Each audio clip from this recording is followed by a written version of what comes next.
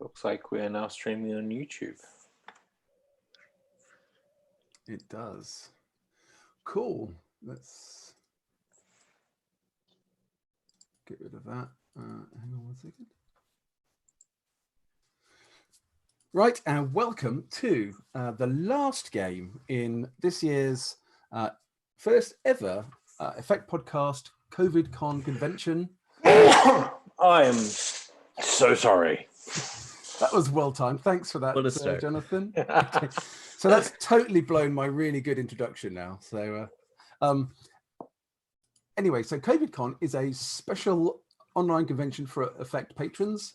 And welcome to the Alien RPG scenario Home Sweet Home, which is the convention game that I've written for Free League to be run at the conventions this season, if any of them ever happen. So you will be the first people to play this in any sense other than playtesting. So I hope you enjoy it. So first and foremost, there's a warning. It's an Alien game. Obviously, they're going to be adult themes. There will be depictions of horror and death and nasty things that will happen. So please bear that in mind if you're watching. This is a Year Zero engine game from Free League. The push mechanic in this game, which is the key difference to other ones, is stress. And we talked a little bit about that before we came online, but stress dice. So when you push, you gain a nice yellow stress die. You roll that immediately when you push. If you roll a 6, great, you succeed. If you roll a 1, you might panic. You keep them until you get a chance to either rest and lose some stress, or you use your signature item to remove a point of stress. And they build up quickly. So it might seem like a good idea in the early game to get some of them to give you more dice, but very quickly it becomes a problem. There are maps that we will use for this. You've all got copies of them, access to them, but I'll try and screen share them at the right moments as we go along. So before we kick off, are there any questions from the crew? Okay, great. Let's press on. So what is the story, Mother? There was a gold rush of a sorts to the new colony of 13 Sisters on LV 917. The Hatfields and the McCoys were among the last, and they clashed over the remaining claims. The clash turned violent, and Mary Hatfield and her youngest son, Embry, were murdered by old Miller McCoy and his wife, Phyllis. Mary's husband, Dallas, waited quietly for nearly a year before he took his vengeance, killing Phyllis McCoy and her daughter, Carol, and all but fatally wounding Miller. Dallas Hatfield died too. Those who witnessed the scene said he never wanted to outlive the day. The authorities of 13 Sisters were relieved by the conciliatory attitudes of the survivors of both families, helped no doubt by Miller McCoy's long coma. By the time Miller emerged from hospital, Pat and Royce Hatfield had both grown older and were looking after their niece, Adelaide, the daughter of Embry and orphaned by the feud. The surviving son of Miller McCoy, Peyton, had married and with his new wife, Kelly, had had a son, Benny. They all had better things to worry about, and as time moved forward, only Miller McCoy seemed to harbour any lingering ill will. 15 years later, neither the Hatfields nor McCoys had done well. But then your golden opportunity arrived. The Hatfields owned the claim, and the McCoys had the expertise. Despite your bitter history, you all knew this was a chance that was too good to miss. So together you set up the nickel mining facility called Phoenixstead, a new outfit of 8 people. The siblings, Pat and Royce Hatfield, and their niece, Adelaide, Peyton and Kelly McCoy, and their son, Benny, old Miller McCoy, Peyton's father, and Danny Stone, a Weyland-Yutani miner sent to help you set up and make sure the Hatfields and McCoys kept the peace. And there was a stern word of warning from the civil marshal from 13 Sisters. You Hatfields and McCoys, you'd better damn well work together here. This is an important opportunity for 13 Sisters, and if either of you muck it up or get into any more feuding or anything similar stupid, we'll take this claim off the lot of you before you can so much as scratch your ass. With that warning ringing in your ears, you got to work. using the giant animal called a harvester to help mine the claim, for its grinding maw tears through even the densest of rock. But it's been hard. The weather changes in a moment, and the storms swirl a fine dust into the air that's deadly to inhale. The local plains are home to many creatures, the most dangerous, the many-legged alien snake with a nasty venom, and the swarms of giant insects that patrol the region. Luckily, the leggy snakes, as you've named them, are rare, and your weather radar can pick out the insect swarms before they arrive, allowing you to fire up the electrified field that keeps them at bay.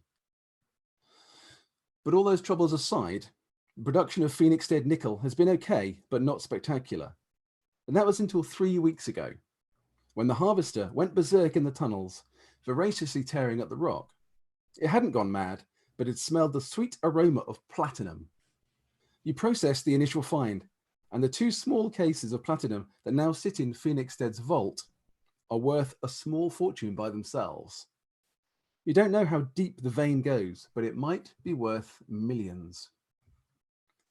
I'd like to ask you now if you could just briefly introduce yourselves and say as much or as little as you want to about your character or your background, bearing in mind that your secret agenda is potentially just that, might want to stay secret. If I can invite Pat Hatfield to kick off.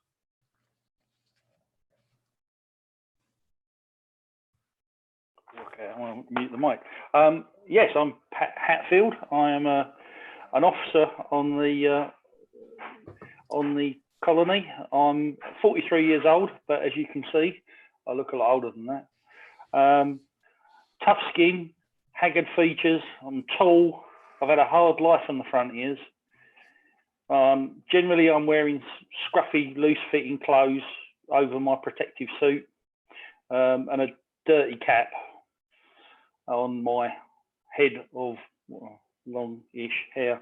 And that's, I think, all I want to say. Cool, thank you. Royce. All right, I'm Royce. I'm the medic here. 41 years old, but I look a lot younger than that.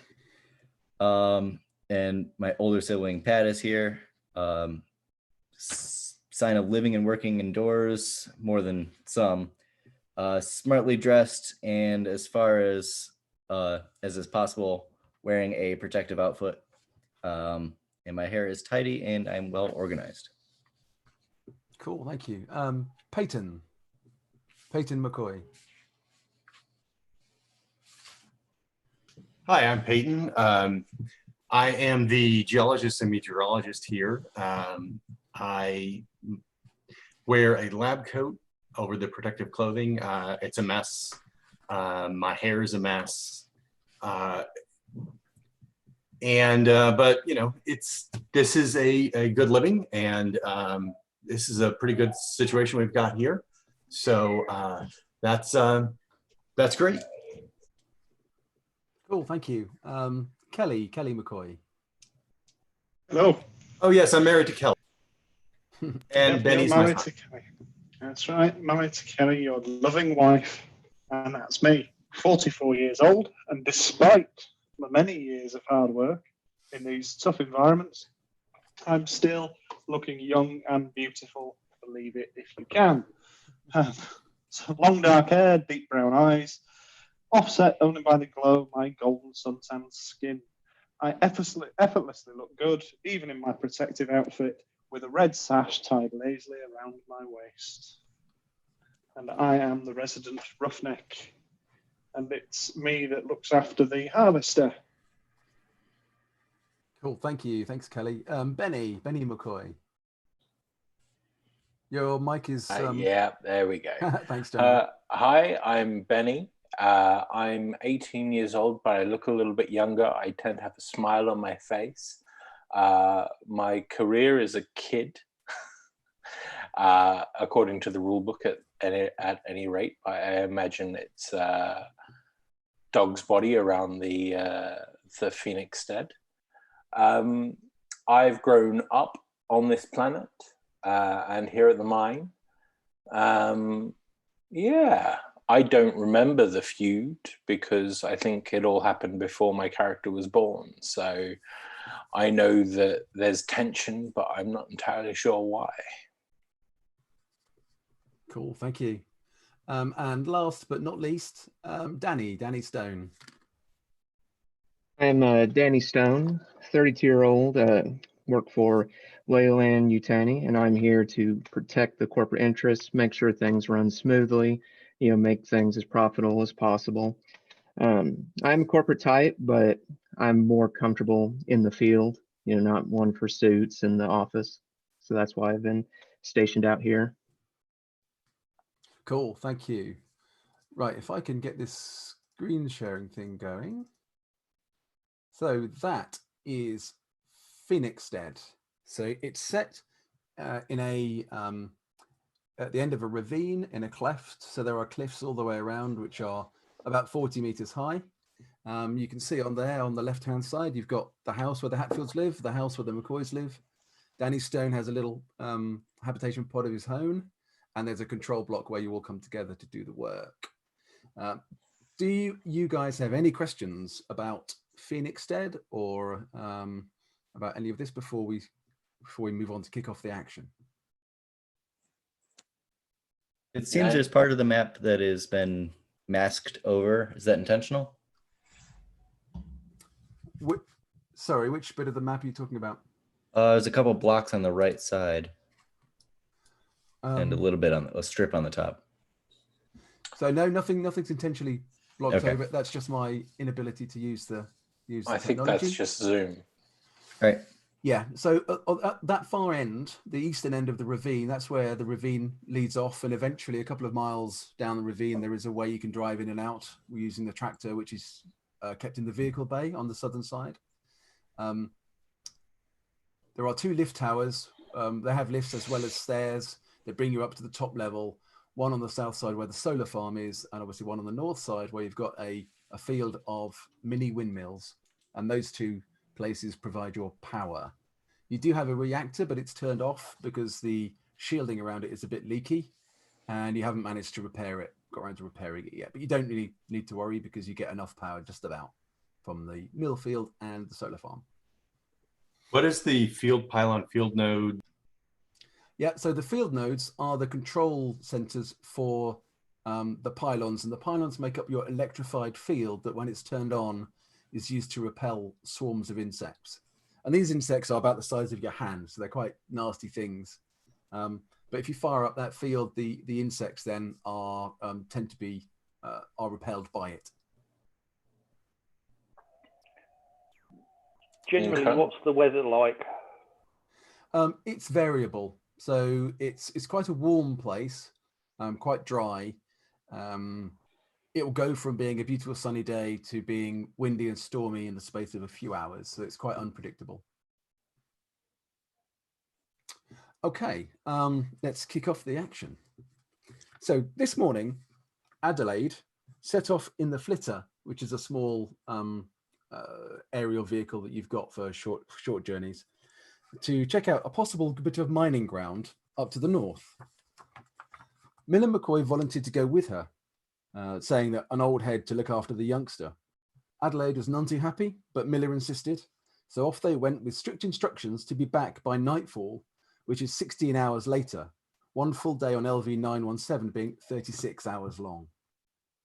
A few hours later, Peyton reported there's an insect swarm building to the east, but that's not so uncommon, and there was another storm brewing to the south, this one a weather storm. An hour after that, Phoenixstead's weather warning alarm sounded. This is a big storm, in fact the biggest that you've seen in your 2 years here. Kelly and Danny quickly cannelled the harvester. Royce and Peyton secured the tractor, and Pat radioed the situation to Adelaide, telling her to find a place to sit down to the northwest and well away from the path of the storm. An hour after that, you're all in the storm shelter, safe from the ravaging winds above. The shelter rattles, dust jars free, raining on you in the gloom, and the noise was terrible. The storm lasted for hours, and you're all staring across each other at the shelter, unable to talk because of the noise. Then the lights suddenly dimmed and go out. Danny pulls out the flashlight he's got to finish off the game of solitaire he's playing on the little table, and eventually the storm passes and silence reigns above. You're now ready to spin the wheel to unlock the roof hatch and escape the shelter. So let me. So the storm shelter, if you can see the map here, can you see the cursor moving? Yes. Yeah, great. So the storm shelter is here on the right-hand side. It's at the bottom of a ladder that runs down from the basement area of Phoenixstead. And you are in that storm shelter. You think the storm has probably passed. Great. As soon as it calms down, I would like to be the one to go and just open it up and check. Okay.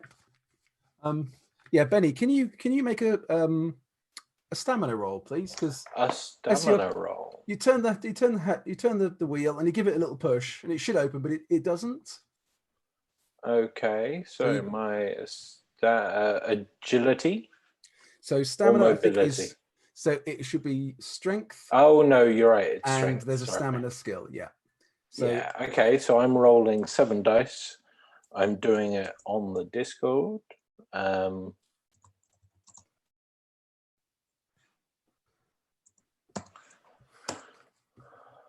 Okay, I rolled 2 successes. okay, it's pretty stuck. This is really quite unusual. But you give it a big hard shove, and suddenly water starts gushing in. Oh shit! Everyone, please take 1 point of stress. So that means you add a stress die to your pool. Yep. Benny, if you let go of it, it just shuts because of the weight of water above it, or are you trying to push it open? I'm trying to push it open. Okay. Because presumably it's a storm shelter, and that's our only way in or out. that is correct. Yes, it is your only way in or out. Okay, you shove it open. Water is gushing in. There's obviously a lot of water above you. You are being completely swamped. I'm going to need mobility rolls from everyone, please. Do you say mobility? Mobility, yeah. Okay. So you take the relevant attribute, which is going to be agility for that one. Add that and your mobility score together, and that's the number of dice you've got. Because this water is just flooding in, and just imagine, it's. We add the stress dice into that. You add your stress dice to that as well, yes. Okay. Got 1 success. So if the stress die comes up with a success, that's just a regular success? Absolutely, yeah. Okay, so 2 successes. Okay, cool. I've got 1 stress and no successes. Okay, Pete, if you can push if you wish, but you gain another point of stress. No, I am not pushing. Hey, Dave. Panic! I didn't get any successes, and I am going to push, so I've now got 2 stress points. Okay, so roll both those stress as you push. I'm going to do the same. 1 success.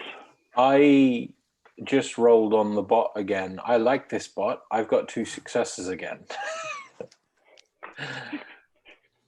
Who wrote it? Hey, Dave.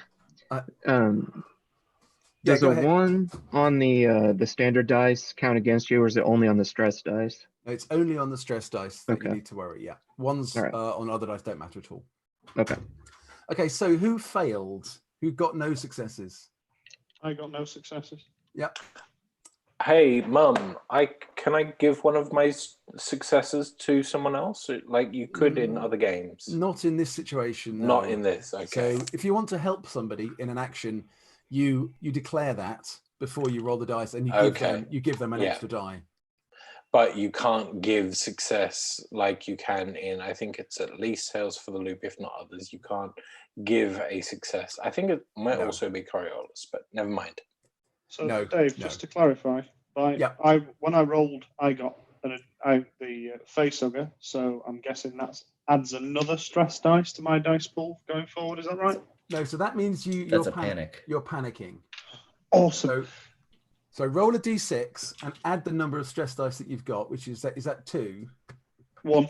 1. So you want me to roll a d6 and add 1. Yeah. 4.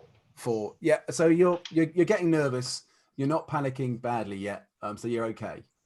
But yeah. Is my husband anywhere within reach? Can I grab hold of his leg? Can I try So I think basically steady myself? What has happened is this water has dashed in, and those of you who succeeded managed to grab hold of something or steady yourself.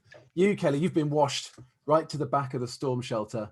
So you're sort of next to the wall on the right-hand side here. Right, okay. So we are going to roll into initiatives to see, because this is basically filling up with water and you're going to start drowning.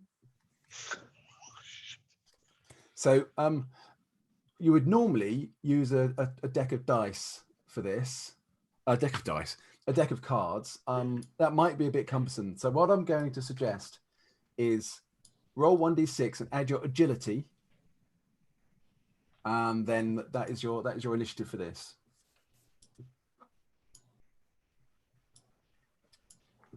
Is that all of us? Yeah, everybody. Yeah. All right, I have a 5. 5. 7. 5. 6. 8. Okay, so Benny, you get to act first with 8. In Alien, you get to do a slow action and a fast action. A fast action tends to be movement. A slow action is anything that takes a bit longer, like shooting or that kind of stuff. You obviously can use your slow action as a fast action if you choose to. So Benny, it's your action. Yes, And this place is rapidly filling up with water. The water is now sort of coming up and up. Yeah. Okay, I'm going to take care of myself first and then see what I can do about helping others. So if I was on the ladder and I opened up the hatch. You're still there because you succeeded on your mobility, didn't you?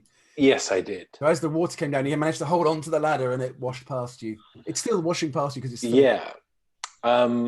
So if I try to climb the ladder to how deep, like just to see, how deep all this water washing in is on ground level. It's coming through at a full pace, so there's a lot of water above you. Okay. At this rate, the storm shelter is going to be full in the next 5 or 10 seconds. Okay, cool. I'm going to take care of myself, and I'm going to climb out in as best as I can. Yeah. Okay. So this is going to take a stamina roll because there's a lot of water still coming in. Sure. So you've got to fight against the water. So my stamina, I have 4 strength and 3 stamina. So I'm going to roll 7 base die and 1 stress die. Yep. And I have 1 success, which was on the stress die, thankfully. Okay, so you managed to fight your way past the water. It's beginning to fill up now, so it's lessening slightly, and you managed to come out the top, and are just sort of bursting into the basement. Did I hear somebody on 7s? Yeah.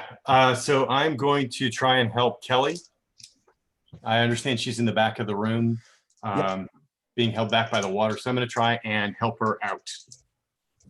Yeah, so you can go back there and help Kelly to her feet. Yeah, absolutely. But that'll be your action for this round. Okay.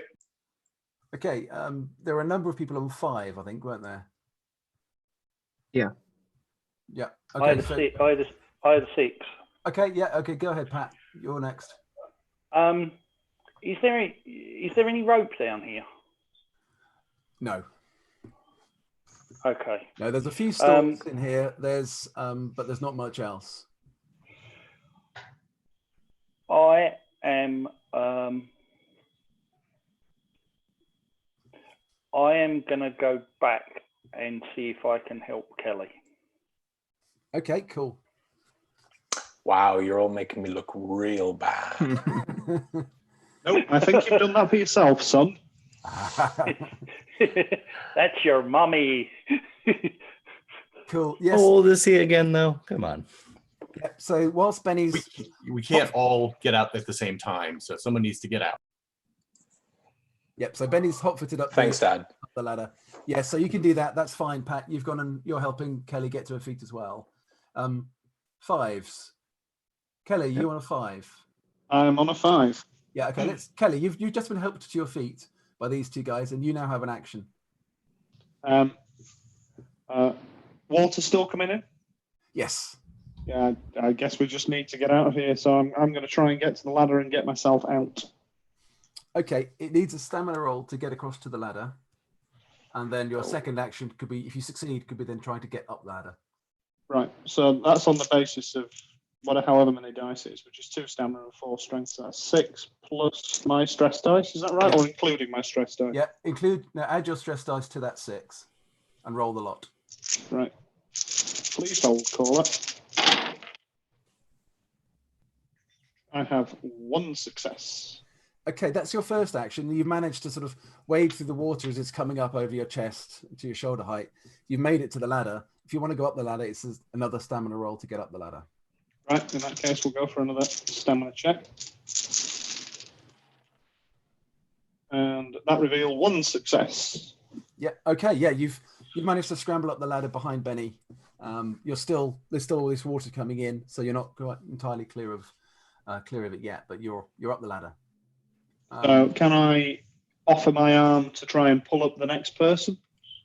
You can wait halfway up the ladder in the water if you want, and that will be part of your action next round because you've had 2 actions this round. Okay. Danny. Kind of swim over the ladder and try to climb up it. Take Kelly's hand. Yeah. Okay. That'll be a stamina roll again, but you can add +1 die for the help that Kelly's going to give you. You're now, by doing this, you're now starting to form a bit of a queue in that ladder space.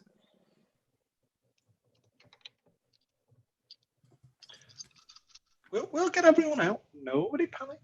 It's 2 successes. One at a time.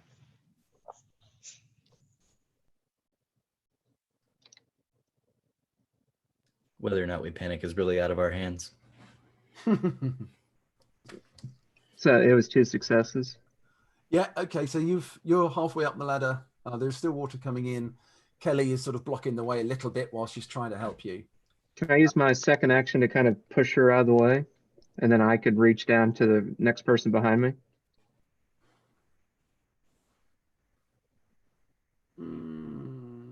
How generous am I feeling today? No, probably not. I'm sorry, Okay. Danny. No. It's all a bit too cramped, and it's pitch black as well. So this is all quite panicked. You don't really know what's going on. Was it pitch black before the light or the water came in? Yes. So if you remember in the kickoff, the lights went out, and then Danny took out his torch in order to finish playing his game of solitaire. So there is a bit of light because that torch is still on, but it's obviously with Danny, it's being flashed around. It's quite stroby, so it's not very clear. Royce, I think it's your action.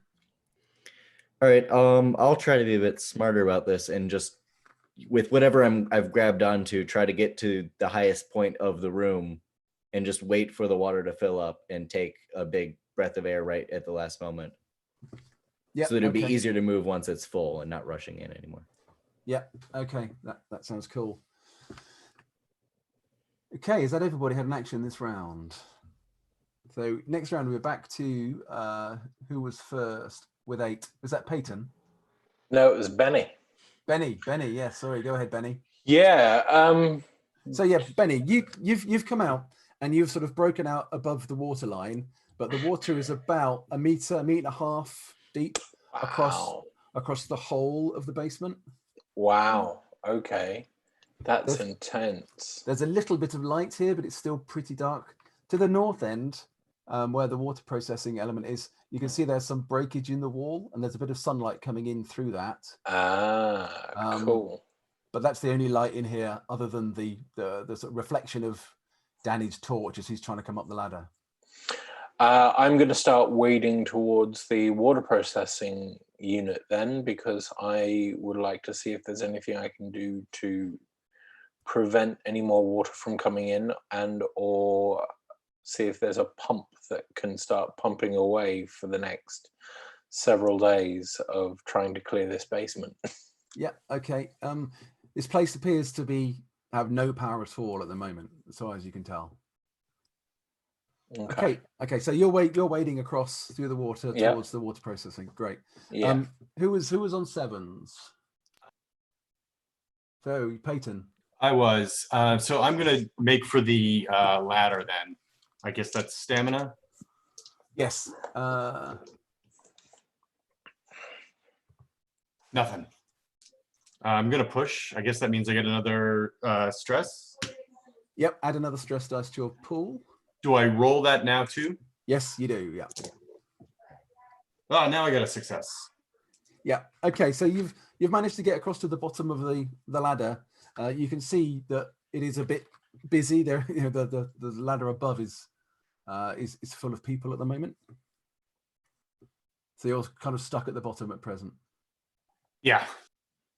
Okay. The water is now beginning to fill up the whole storm shelter. Pat, I think you're on 6. Yeah, I'm gonna. I think I'm gonna do the same as Royce and just try and get myself as high up as I can, because there's a car crash going on at the ladder. So I'll let you continue. Yeah. Okay. Let the McCoys kill themselves first. Cool. Okay. Thanks for that. Who was next? So we're on 5s, weren't we? So Kate, yeah, I've got 5. I guess the right thing to do would be to clear the ladder and let people out. We wouldn't want anyone drowning. So that's what I'll do. I will continue climbing up the ladder and out into the basement. Yep. Okay, you can do that. As you come out of the ladder into the basement, you can see the scene that I described to Benny a moment ago. But you've basically just managed to get out, and you're kind of here just outside the door by the steps that lead up into the control center. Okay. The entire basement's covered in water, about 1.5 meters depth, did you say? Yeah. Right. Okay. So what impact's that going to have on the power systems? I'm assuming I've got some knowledge of the power systems based upon my heavy machinery skill. Guessing. Yeah. So I think you probably don't need to make a roll for this. There are quite a lot of systems that run through here, but you don't generate power from down here other than the reactor, but that's been turned off. And as you well know, on the left-hand side of the basement, you've got the reactor area, and that's sealed. So you think that the most likely thing is that the water has come in here from your water tanks, which are basically outside the water processing area. The amount of water in here suggests all those tanks might have ruptured, but the reactor is probably fine, even though you've turned it off, I said, because there is some minor radiation leak. Is there a mechanism to expel the water outside? So can we run pumps to empty the water processing units? The facilities in the base would have pumps if you had power. Okay. So there's no manual override, nothing like that. No manual hand pump, nothing we could operate like that. No. Well, there might be, but I mean, the amount of water that they would pump it would take you months probably to pump this amount of water out. Right. So it makes best sense to keep going up then and try and ascertain the power failure or the reason for the power failure and try and bring the power back online. Okay. Who was next on 5? That was me. Yep. Go ahead, Danny. So I'll go ahead and finish climbing up the ladder. Yep. So you managed. You come out behind Kelly. So you get out fine. That's no problem at that point. And then since I have the flashlight, stay there at the ladder and kind of reach down to help the next person who's going to come up the ladder. Okay. Who is next on 5s? I think that's left with me, right? Yep. Go ahead, Royce. All right. Well, now that the ladder is clear, seems like a good time to head over to it. Yep. So there is still some water coming in. This is only about 10 seconds after you opened the hatch. So I need a stamina roll to All fight right. against the water. So that is 5 plus 2 stress.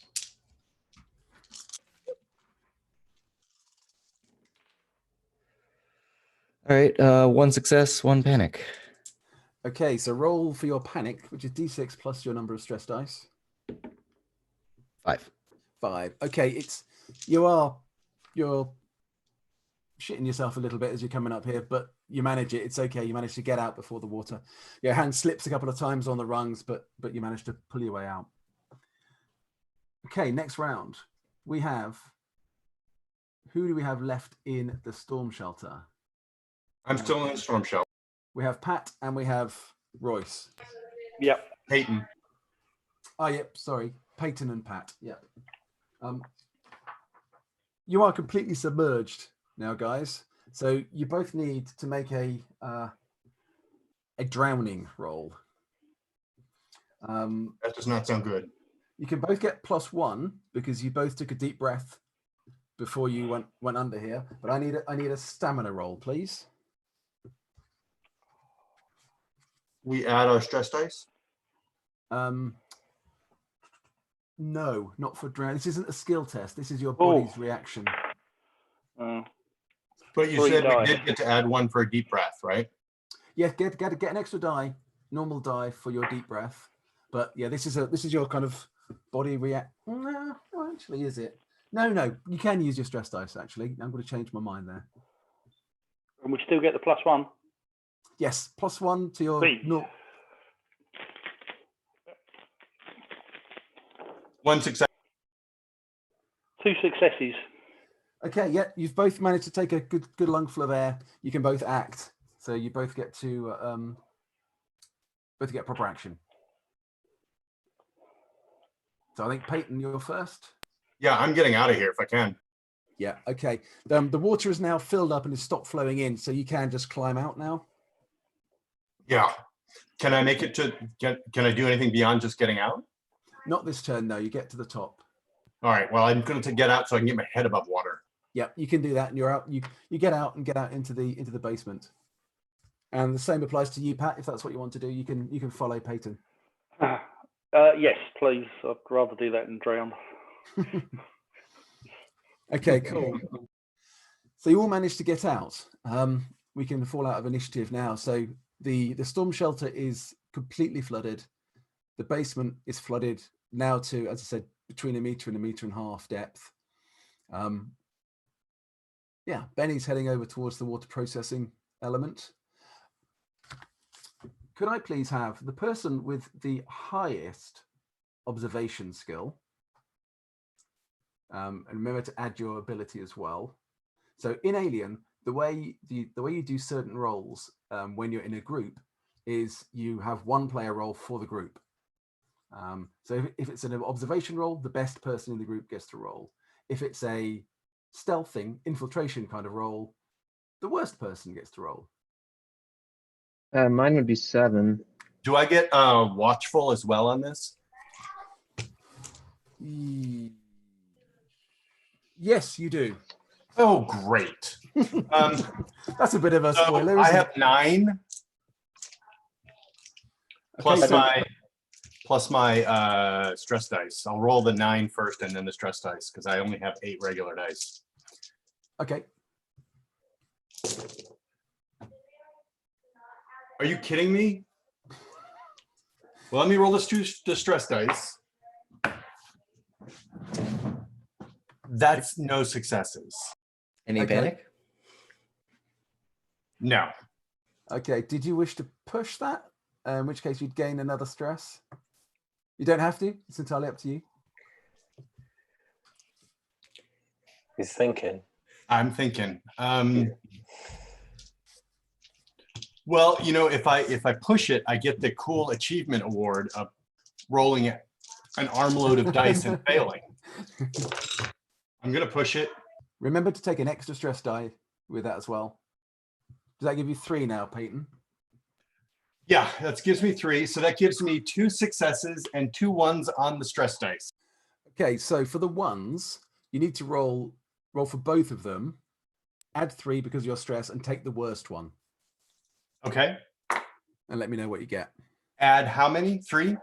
3 because that's the number of stress dice you've got. 6. So is that in total 6? Yes. Yeah. Okay. You're just keeping it together. It's pretty dodgy. The total of the highest die. Yeah. So roll Yeah. d6 twice. The highest one, add 3, and yeah, that's cool. So basically, if you roll more than 1 on a stress die, you basically take the worst of those 2 panic rolls, rather than roll panic twice. And excuse me, I'm going to sneeze. Should have done that at the intro, mate. All the best people do it at the start, don't they? You've been tested. No. Well, not for that anyway. For lots of other things, like low IQ for starters. Okay, so Peyton, you succeeded, even though you've started to panic a little bit. And the reason you're starting to panic a little bit is the water here has obviously flooded during the storm. And so as soon as the water had filled up the storm shelter, the surface is starting to become calm again because the storm has finished. And you can see little ripples of things in the water on the surface that look suspiciously like leggy snakes. Fish. We're like snakes. Oh man. There's something in the water here with us. And you've seen 1 and you've seen 2, then you see a few more, and it seems to be quite a lot of them swimming around in the water down here. Benny, look out for snake. Oh shit, snakes. Why did it have to be snakes? So Benny, what are you doing? I'm heading still over to that hole. Does the hole, you described a hole over by the water processing, does that look like it's still letting in water or not? No, it's not. Okay. So you can see through that, through the basically the damage to the sort of the wall and the ceiling there and the basement.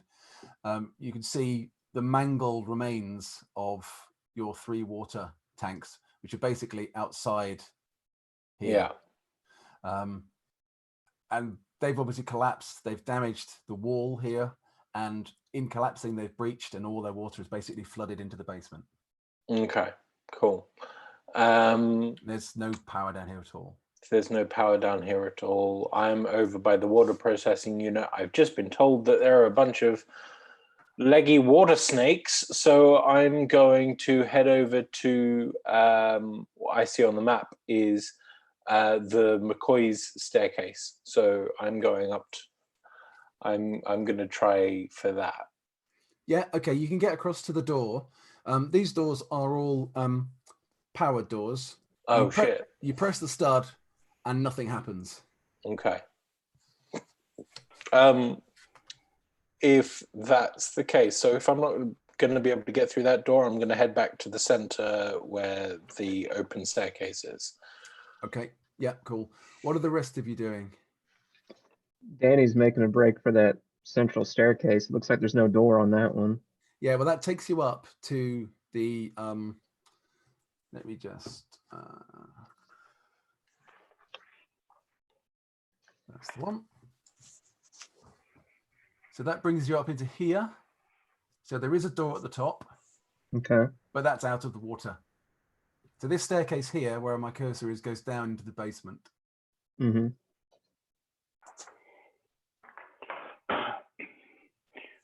So Danny, I'm going to go up that stairs out of the water at least. Yeah. Okay.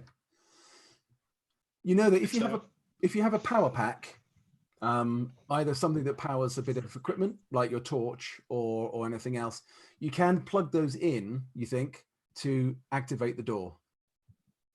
Yeah, I'll do that. Yeah. Okay, Danny, your torch will have a power value. It's 2. 2. So what this means is you roll, every time you use it, you roll 2 dice. For every 6 that you roll, you lose 1 point of power. Okay. When you go to 0 power, you're out of power. Okay. So, yeah. Yeah, I got 1 6. Okay, so the power of your torch goes down to 1. Okay. But that door opens. All right. Okay, so Peyton, you were saying you're coming up the stairs as well. Yeah, I'm going to come up the stairs. Okay. What about everybody else? Hello, sir. I would. Go on, Yeah, Kelly. I'm gonna head there to. Obviously, you know, I'm a bit behind everyone else at this point because I walked away. Yeah. So you're making your way in that direction, Benny. Cool. Everybody else, are you going up that stairway? Yeah, the same. Yeah. Okay. Yeah, we'll do that. Okay. I was just behind Peyton. The area in front of us, i.e. the side of the stairwell, it says workshop. Yeah. Are there tools there, like big spanners? Yes. I carry a toolkit. There will be tools there. Yeah, absolutely. And perhaps a torch? Well, you know that most of your battery packs and things like that are kept in the storage bay here. You can see yeah, on the screen, Pat. Okay, can I grab a spanner, the sort of heftiest one I can manage, and make my way over to the stores to see if I can grab some battery packs? Yep, you can do that. Yeah, actually following his lead, I'll do the same. Yep. Okay. Are you, Royce? Are you grabbing a spanner as well? Or a length of pipe or something. There'll be a few sort of wrenches and things that are there. Yeah. You can grab one. Yeah. Okay. Okay. There are 3 of you still in the basement. Then I think, is that correct? Kelly, Peyton, and Danny have all gone up the stairs. So Royce 1, 2, Pat 3, 4, Benny 5 and 6, because some of these little ripples are coming in your direction. And I rolled a 1. Royce, as you're wading through the water, you see this ripple snake sort of pop up next to Pat, and then it turns and strikes towards you. Now you can make a close combat roll to try and avoid it. That will be one of your actions. All right. Could I use the blunt instrument I just picked up? That will give you A bonus of 1 from what I see. So heavy tools or a crowbar or something similar gives you no bonus. Oh, okay. These tools don't give you a bonus. All right.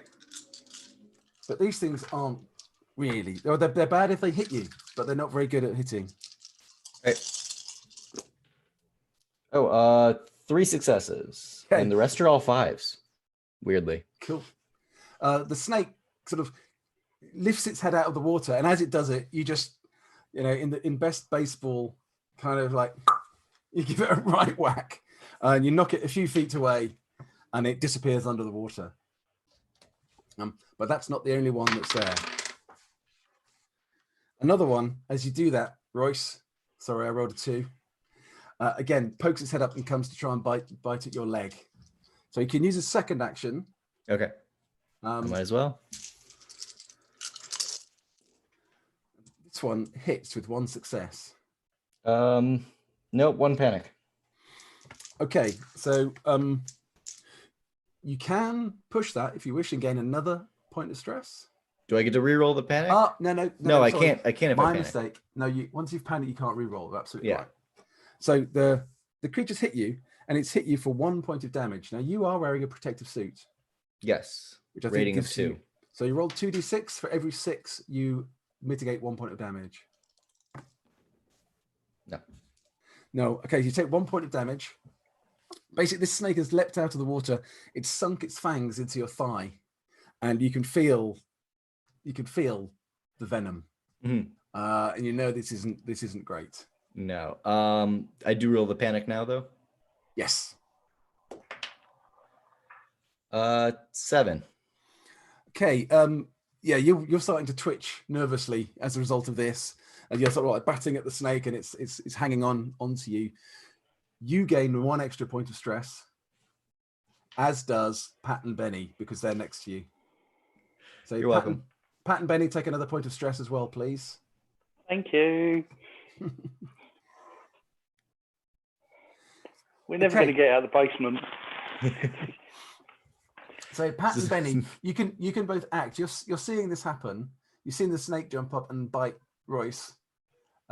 You get actions. So we're sort of back in initiative now. But Do we know the total effect? Sorry, out of character a minute. Do we know the total effects of this poison and roughly how long we've got before it might do it? Yeah, it's it'll take minutes to take effect rather than seconds. So he's not going to kind of die instantly. You do know that you have a couple of doses of anti-venom in the medical bay. And I'm carrying a med kit as well.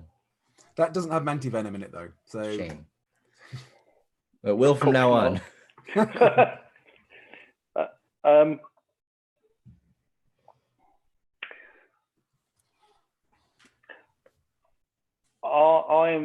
am going to abandon my original plan and just grab Royce and start trying to get him up the stairs. Yeah. Okay. Yeah, you can. Are you resisting, Royce? No. No. Okay, you can do that. You're sort of grabbing him, helping him go. The snake kind of drops off from your thigh as you're doing that. Benny, what's your action? I am getting out of dodge. I'm gonna make a lot of splashing noise as I move as quickly as I can to get to the stairway. Yeah. Okay. I don't have a weapon on me, so that's gonna be fun. Okay. No, you can get there in one round. So that's Okay. fine. You splash a lot. You're behind Royce and Pat, but you all get up the stairway and out of the water. And it seems that the snakes, you don't know them as, they're not aquatic creatures, but they don't seem to be coming out of the water after you. But they seem to be at the bottom of the stairs, swimming about. But they're not coming out. Having a good time. They're enjoying themselves, yeah. Okay, cool. Okay, so you are back up to this level here. This door is open. What are you guys doing? Closing that door once I'm through. Presume. Can we get through first? Presumably that would take another power, right? Yeah, once I'm through is what I meant. It will take another power to close the door, yeah. Okay. Which is downstairs where we left them. Unless you might be, some of you might be carrying some, but otherwise the majority of them are in that store. Also, some of them, you do know that the other place where you tend to store them is in the mining storage building, which is here to the north side of Phoenixstead. And in terms of where you are, so you are currently sort of in the middle of the control block at the moment. That's where your current location is.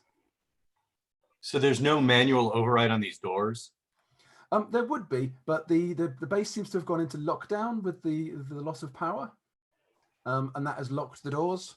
So the manual override is useless in those circumstances. Quite the oversight. Well, I'm gonna try to. I have a radio. Sorry, hang on one at a time. So, Pat, do you want to go on, Pat? Still hanging on to Royce. I want to drag him round to the medical bay. Yep, you can do that. You'll need a power to open the door to medical bay. And I'm going to try to open that medical bay door with the flashlight, the battery pack. Yep, okay. Thank you. So the door opens, but make a 1 dice roll, Danny, to see whether you've got any power left. I do. Yep, okay. So you've still got 1 power in the torch battery pack. Okay, sorry, was it Peyton? Were you talking? Yeah, I was going to go into the medical bay. Okay.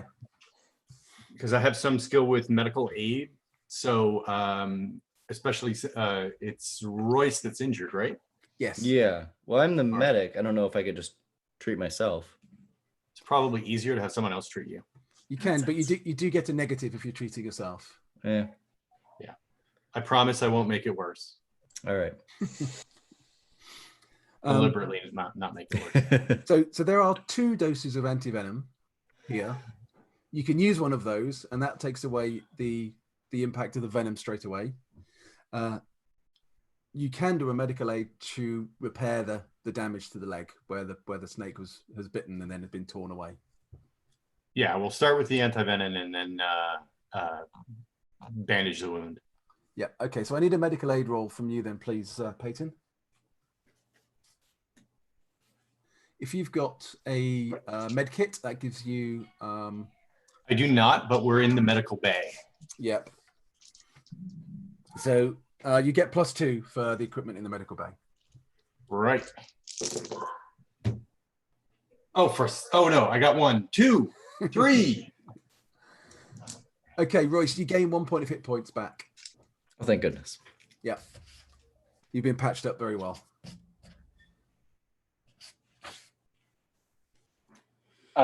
While everyone's off in the medical bay dealing with Royce and his snake bite, I would like to go up in the control block up to the command deck. Is that what it's called? Yep.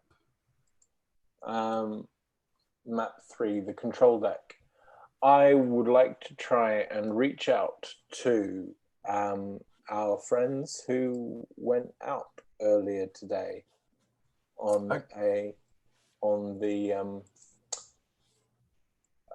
the flitter. Prospecting, in the flitter. Okay. The door here to the control block is closed. You will need power to open that.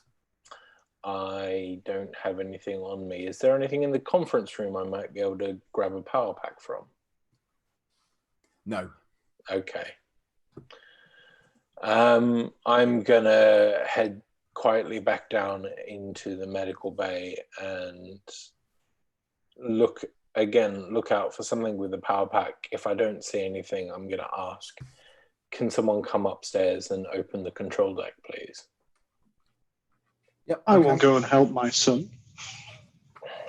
Thanks, Mum. Do you have a power pack, Kelly? I most certainly do. It's attached to my torch. Cool. Okay, if you could make a so how many power does it have? 1. 1. So roll 1d6. If you roll a 6, you've used up its last power in opening the door. If not, you still have 1 point left. Okay. 5. 5. Okay, so the door opens, and you've still got power in your power pack. There is no power on the control deck, but you can see from the map here, there are large panoramic windows which overlook the entire homestead. And as you come towards them and see through the windows, you get to see, excuse me, wrong map, you get to see the full extent of the damage that has happened. So you already know that the water tanks to the north by the mining storage have collapsed. The ground around here is sodden. There was a lot of water in there. It just received a supply run, and obviously that is now all in the basement. Across here, the greenhouses, the frames are still standing, but the glass is all shattered. The produce inside, which is largely things like salad stuff and some vegetables, is all strewn everywhere. It's a bit of a mess. The giant door to the harvester kennel, which is here, is battered and twisted, but most worryingly is standing wide open. I need to get outside to the harvester then. From where you are in the control block, you can't see inside to see whether the harvester's still inside or not. But the ground out here looks pretty rough and broken, suggesting that it might not be. You know what harvesters do. They burrow under the ground very, very effectively. They tend to sleep under the surface, and they're a bit like worms, like sandworms, but but about 6 or 7 meters long, 3 or 4 meters high. They're pretty dangerous unless you're skilled like Kelly and Danny and have the right equipment, because you need a very large electro prod to control them. Which is usually kept in the store by the harvester kennel. Exactly. Yep. I need to get out there then and find out where the harvester is, because without the harvester, we ain't getting any nickel, and more importantly, we ain't getting any platinum, and that means we ain't getting off this godforsaken rock. You also see there is some additional damage. The warehouse to the south, the door is gone, and quite a lot of cases and stuff are strewn about inside, outside. The door to the vehicle bay is broken, and the tractor is lying on the landing pad on its side, looking very badly beaten up. Over on the far side, what about my chickens? The chicken run is missing. It's just gone. There's no chicken run left. Although you can see the odd chicken running around, so they haven't all been killed, obviously. The comms aerial, which is up over here by the comms array, is hanging off the side of the comms array down the edge of the cliff, holding on just by a few wires. And over here on the far sort of northeast, quite a few of the mini mills have been blown over, but there's a fair few that are still standing as well. So there's been quite extensive damage. Those are windmills for power? Yes, absolutely. What was the state of the solar panels? Are they gone completely, or? You can't see them from where you are. The mini windmills are obviously standing quite tall, so you can see them from the control block, but you can't see the solar panels from there. So, really deep sorry, as the person, I forgot to mention this at the start, as the person, because it does say in theory, as the person who's supposed to be in charge of the mine, can I suggest that we restore power here first before we start going out? Because at the moment, if we've got no power, there's likelihood we're not going to get power to any of the other buildings. All the power's in the basement. Yeah, that I think is the problem we need to try and solve. Well, you can try and solve that problem. I've got a harvester to find. It won't do us any good if we're all dead. Right now, I'm alive. Yeah, I think getting a hold of the harvester is probably a really good idea, because it's dangerous loose on its own. I don't know how much of this damage that was caused to the bases was caused by the harvester itself. I feel like going down back into the water where the reactor is, yeah, it involves dealing with those leggy snakes. So now you're back on the control deck. If you could get power to one of the consoles, you could probably do a bit of diagnosis of where some of the problems might lie. But that will obviously use power from one of your power packs again. Yeah, but the console's not going to be standalone. It's going to be connected to a wider system, and we're going to need to bring that entire system online, surely. You think you might have a decent chance of being able to do some diagnosis of what's wrong, where the problems might be by accessing the console in the control deck.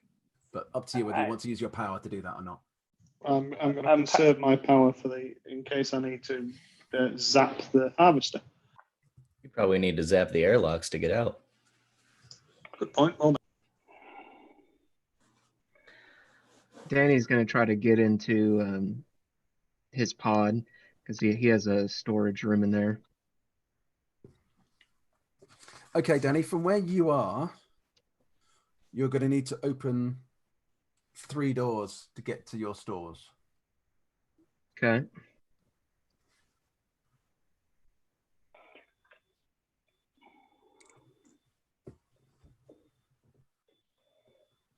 So, and by the fact that you haven't closed any doors behind you, obviously the doors that you've opened are now all just standing open. Right. That's 2. The third roll was a 6. Okay, so you managed to open the 3rd door to get into your stores, but that battery pack is now dead. Mm-hmm. And then what's in the storeroom? Do I need to do like a observation roll or something? No, this is your storeroom, so you know what's in here. I just need to find the right bit of the book to storeroom. Okay, so you've got some bottled water, some food. You've got 2 air canisters because you think that outside the dust has been kicked up, so breathing the air outside is likely to be not a good thing to do for any extended period of time. Mm-hmm. And there are 2 power packs, each with 1 power. Okay. Well, I'll grab the 2 power packs and. Oh, I see how this works. Well, I can only hold 2 items. So I guess 1 power pack and 1 of the air canisters. Okay. The air canisters each have 4, a rating of 4 in them. Okay, so 4.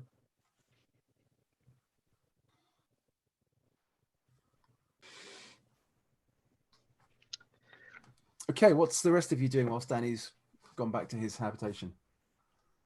Going outside, or trying to. I've got the harvester to find.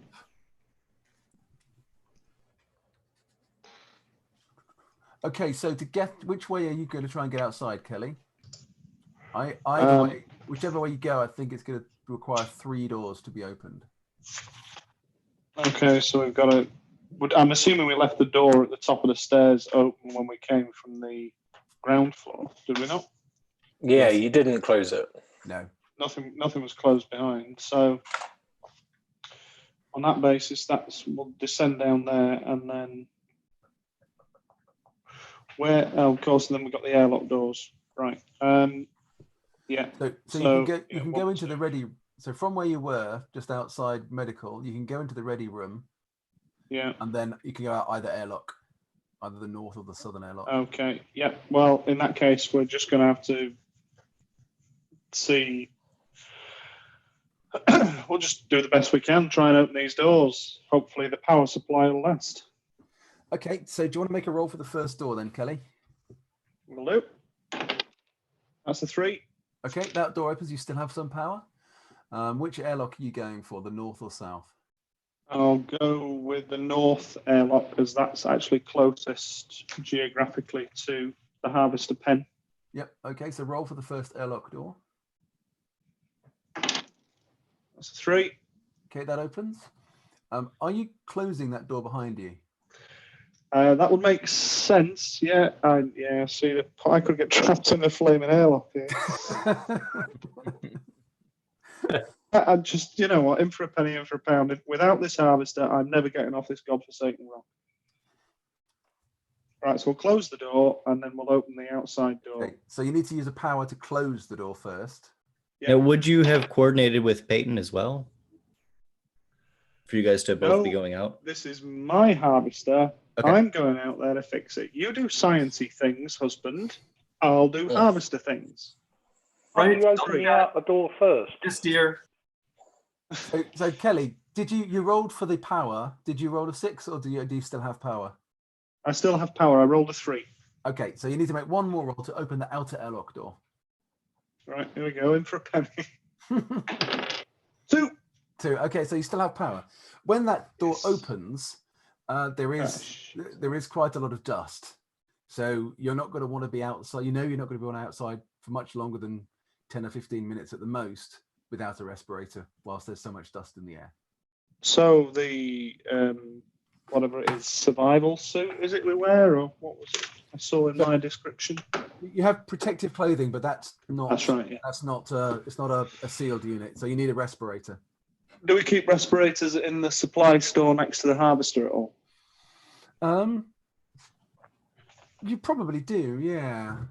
So if I make my way to the supply store where the harvester pen is, then I can acquire myself a respirator. All things being equal. Yeah. There's none in the airlock. No. So basically, these are Workshop.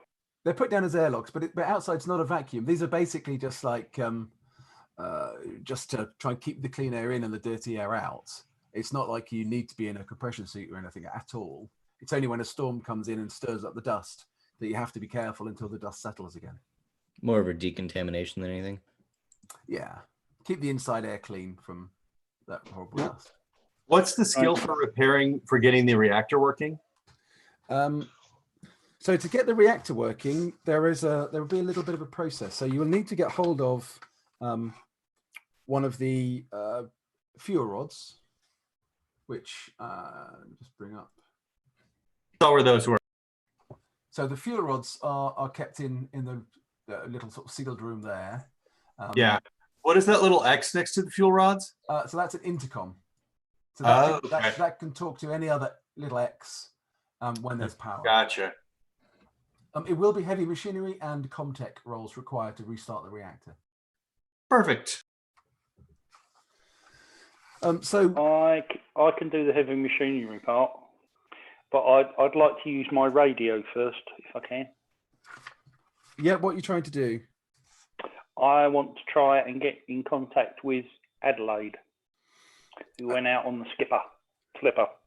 Okay. The communicator you've got is very short range. It's going to be less than 1 kilometer in these circumstances. So they're going to be.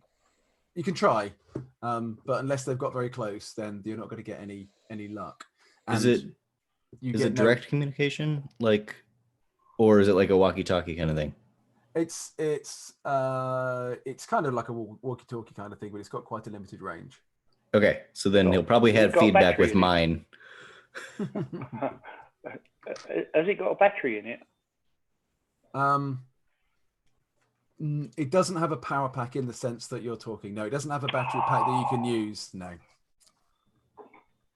Sorry. Much use as a chocolate teapot. Don't want to make it too easy. So my radio doesn't have a battery pack in it? Well, it does, but it's not a battery pack that you can use to plug into the doors. Oh, bummer. It's proprietary. Yeah. Okay, Benny, what are you doing whilst all this is going on? Benny? That's me. Sorry, I forgot who I was for a second. I am trying. I've listened into the ideas. Oh, all right. Well, we need to get things up and running, which I'm wholeheartedly for. But at the same time, I know my mum's just gone out to wrangle a harvester, so I'm kind of torn a bit. But I think that helping set the reactor up will be better. Okay. I'm not the smartest tool in the shed, but I think I remember there being something about the reactor being leaky. Yeah, so the reason you turned it off is that the shielding on the reactor isn't great. And it presents a danger over time. It's not an immediate danger. There is obviously danger in handling the fuel rods. If you handle those badly, then you might get some radiation. But for a short-term fix, the amount of radiation that will leak past the shielding is something that you'll be okay for a few days probably, but you wouldn't want to do any longer. Okay, cool. Yeah, Benny, I think we should try and get that reactor started. I'm a little bit worried about getting those doors open and dealing with the water that's going to come into the room. Yeah. Adding the water to the reactor room doesn't seem like a great idea to me. No, depending on the shielding, But that could go well. So you see here, you've got kind of an airlock that ends up gets you into the reactor room. You think, because you know the layout of the reactor, if you use that airlock properly, the amount of water that comes in there won't cause a problem. If both doors opened and all of the basement flooded, you'll be in trouble. But if you're able to use the airlock properly, then you'd probably be okay.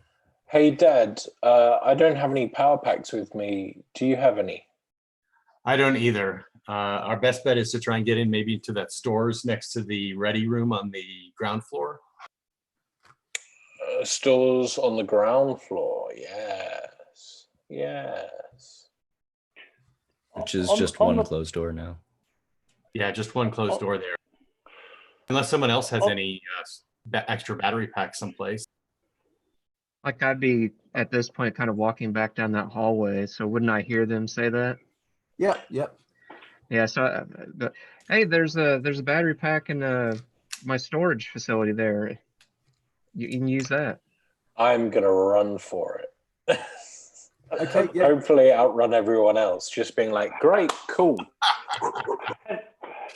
Is anybody else racing with him for the battery pack? Have we got?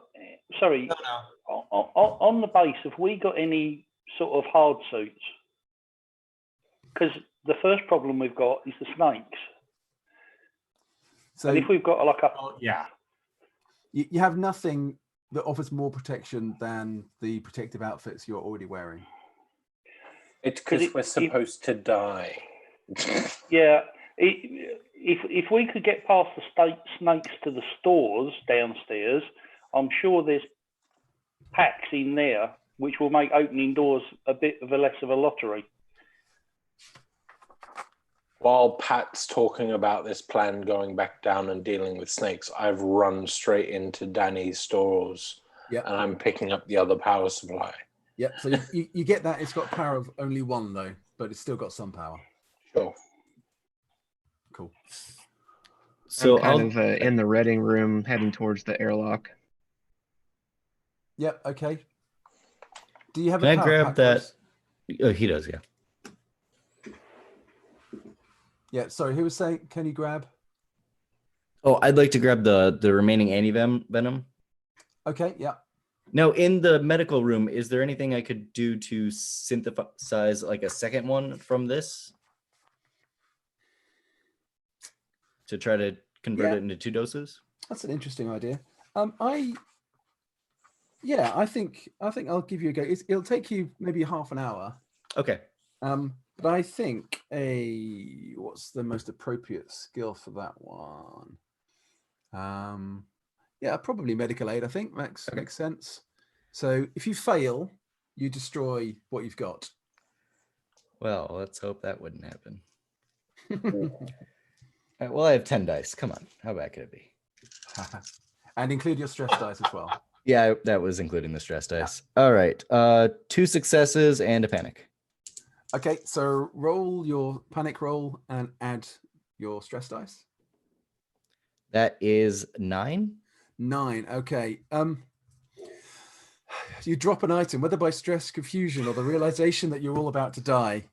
You drop something. I think you've done such a careful job on this, and you're thinking, "Oh, this is great," but you then taking your eye off the ball. You've dropped one of the test tubes that you've made into the extra venom antidote, and it back to 1. Shatters on the floor. Back to 1. Oh well, I tried. Your stress level increases by 1. Yeah. As you see that, you go, "No, you've dropped it!" Ah!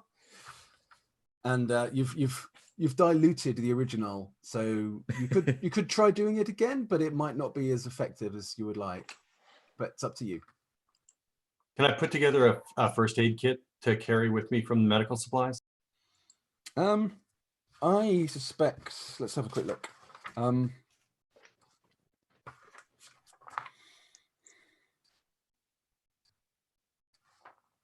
Yeah, there is one med kit in there which you can pick up. All right, I'll get that. You already have one, right, Royce? Yes. Cool. I'm going to try to open the northern airlock out of the ready room. Start heading towards the harvester as well. Yep. Okay. Which one did Kelly take?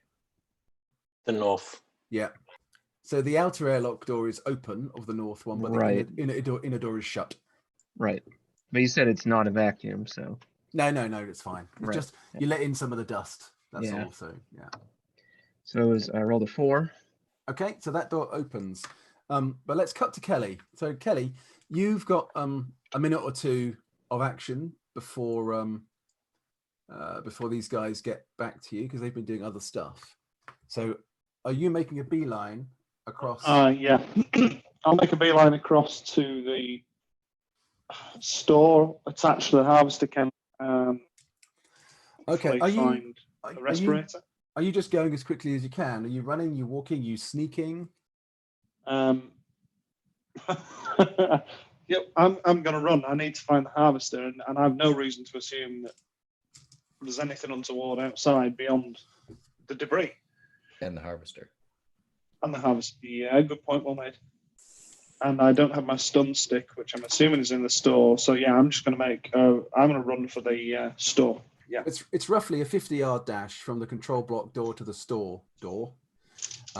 Your stun stick is basically, it's like a lance. It's huge. It's very heavy. You have a harness to wear it. It's very powerful. It does take power to run it.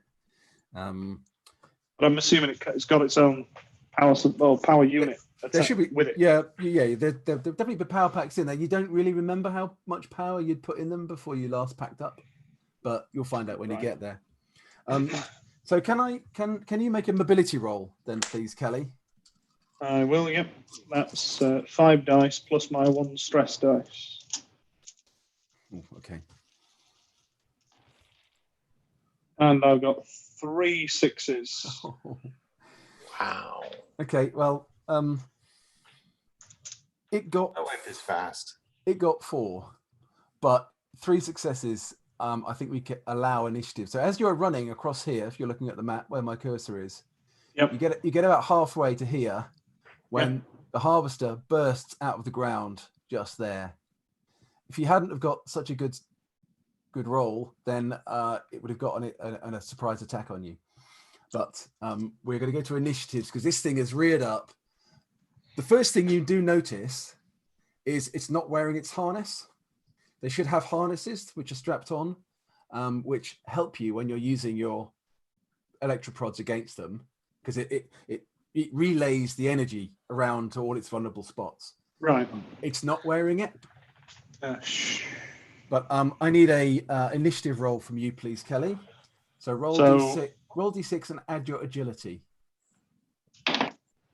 6. Okay, 5. So you act first. It's seen you, right, and it's focused its attention on you. Yeah, well, I could elect to beat it with a short-range radio.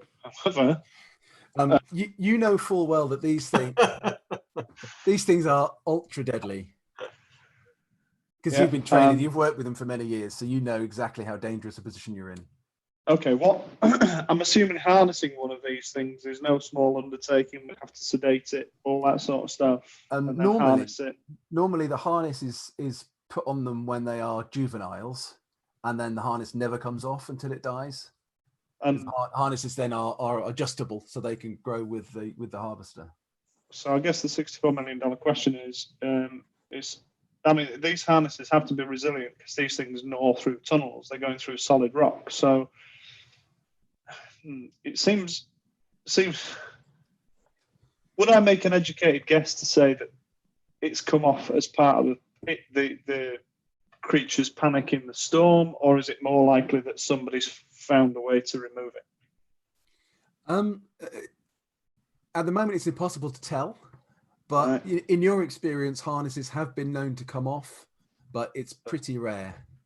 Right.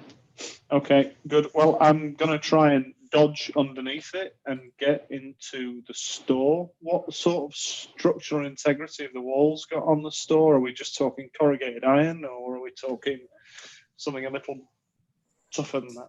It's not a bunker. It's not corrugated iron either. It's not the toughest place in the world. The harvester kennel itself is made of much sterner stuff, obviously, but the store, there was no need to make the store out of such strong materials. You will also need to get the door open as well, because the door is shut. Are they powered doors or just manual doors? It's a powered door. Oh, of course it is. Yes. Right. This is like an alien movie, mate. It's going to be the worst possible thing that's. Right. Okay. Well, yeah. I'm getting off this godforsaken rock alive. So I'm going to make a beeline for the store, and I guess I'm going to try and open that door. Okay, so you'll need a mobility roll to get past it, and that'll be opposed. But you know these things aren't very mobile. when they're not underground. Right, so we've got 5 dice plus my stress dice. It gets 4 dice, and it has 1 success. I have 2 successes. Okay, so you've managed to just sort of duck past it and get to the storeroom door. I've got a bad habit of pointing to the screen as if, yes, there, guys. You know, you can see it. Yeah, that one. You have to use the cursor. Now, your second action will be to use your power pack to open the door. Yeah, so this is the D6 craziness. Yeah. Yeah, that's exactly right. This is the time we roll a 6 when we really don't want one. 4. 4. Okay, so the door opens and you're sort of falling in because you don't have any actions left because you've done your 2. The harvester turns and is going to make an attack against you. So these things have what's called signature attacks. So you roll 1d6 and it tells you what kind of attack or what kind of action the creature takes. 6 high is bad. So do you want to roll it, Kelly? Yep. Okay. Oh, roll 1d6 and tell me what you get. 2. 2. So it turns and it's fired off a sonar pulse at you. You know these things use sonar rather than have eyes, but it uses its sonar as a weapon. So as you're kind of running away, it turns and it blasts this pulse at you.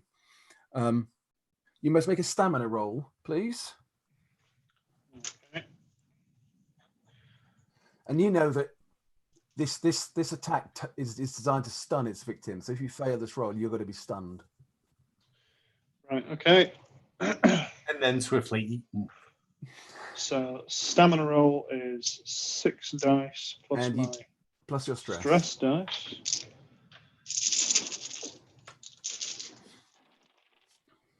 Oh, no successes and 1 panic dice.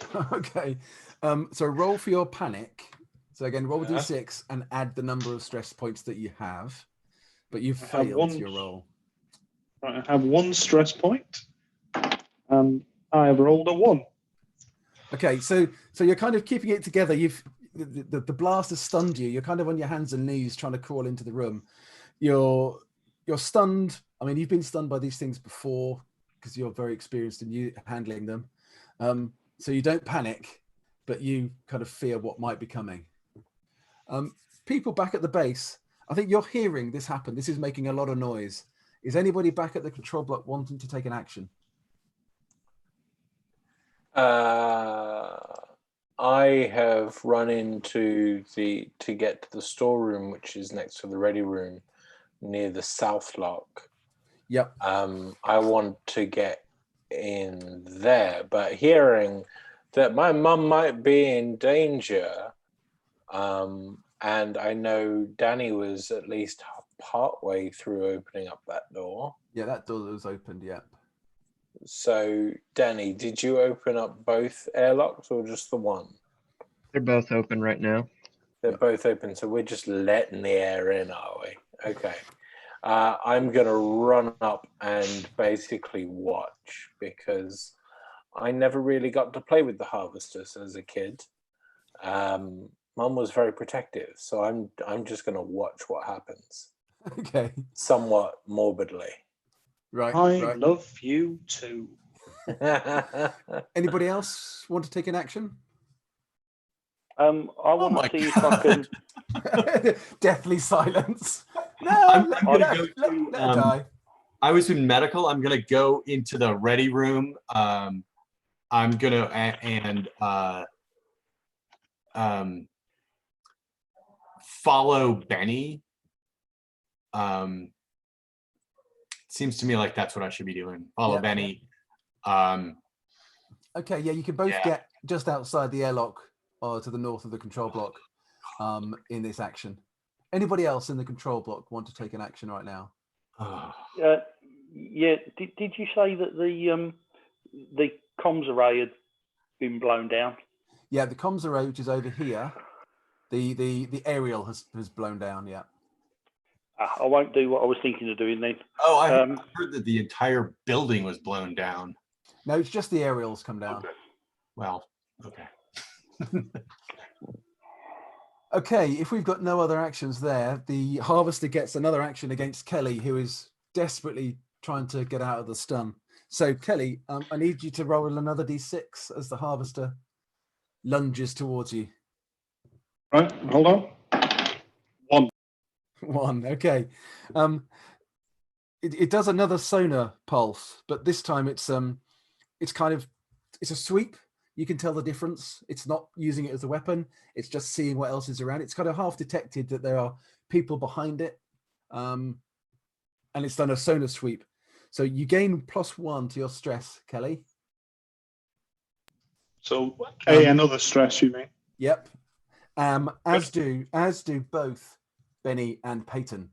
Benny and Peyton, you both take a point of stress as well, because you've heard this sonar sweep. It knows we're here. Yeah, exactly. The look between Peyton and Benny is just kind of like. Okay, Kelly, it's your action. Right. Okay. So I'm assuming I got into the store. So I need 2 things. I need a respirator, and I need to start gearing up with this lance. Yeah. Okay. So you can get in, and you can get to the storage where they are before the harvester gets another action. Benny and Peyton, are you doing anything? You've seen Kelly crawl into the storeroom, and the harvester is there looking menacing and not like it's about to go away. Yeah, I'm gonna start shouting at it. I'm gonna pull a what's his name from Ian Malcolm from Jurassic Park. Hey, over here, over here. Benny, no, don't do that. She knows what she's doing. Let's get. Okay. As I'm basically running from the outside of the north lock, I'm going to start running down towards the south lock. I've got a power supply with me. Okay. And I wanna try and use that to get into the south lock. Yep. Okay. Can you make a manipulation roll, please, to see how well you attract its attention? Yes, my manipulation is under empathy. My empathy is 4. So You're attracting it towards the control block. yes, It'll be fine. this will be fine. God. This is we're talking about my mother here. I got one. Royce, I told you the McCoys weren't all there. Don't you know it? I'm not the sharpest tool in the shed, but I'm doing what I think is right. I got 1 success. Okay. Oh, I didn't roll my 2. Roll stress as well. Yeah. Yeah, 1 sec. I'll roll those.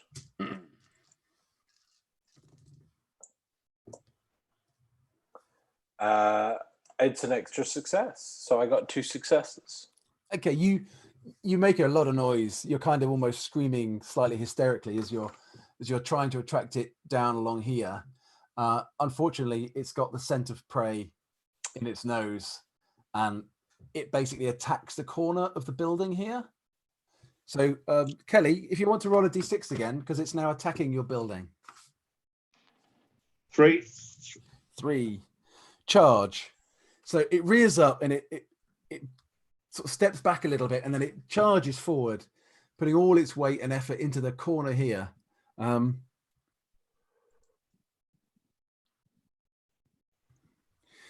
Okay, the whole place shudders enormously. Oof. 1, 2, 3. Okay, it effectively did an attack on the building, but with 4 successes.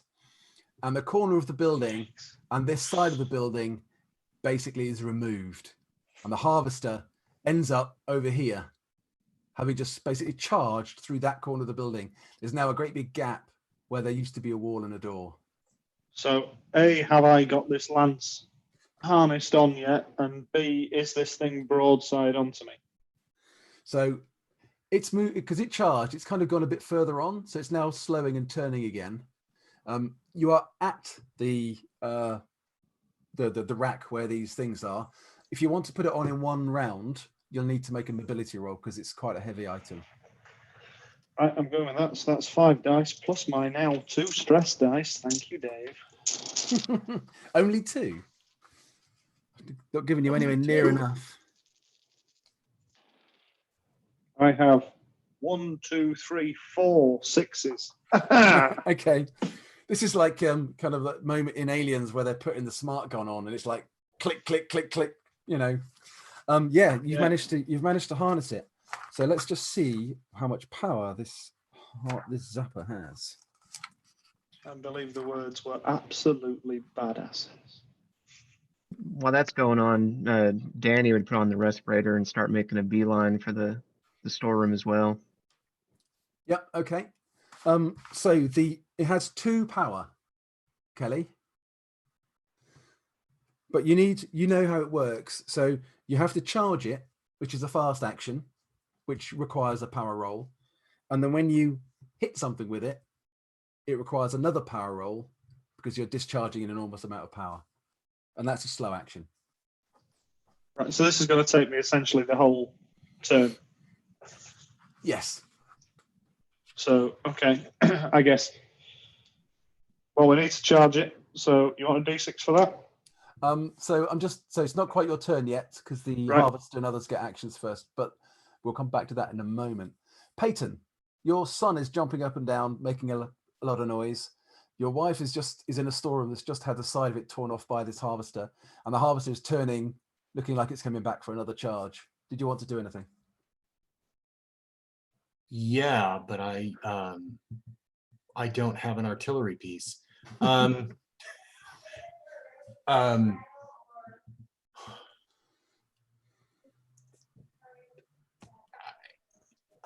So my wife has been handling the harvester for years.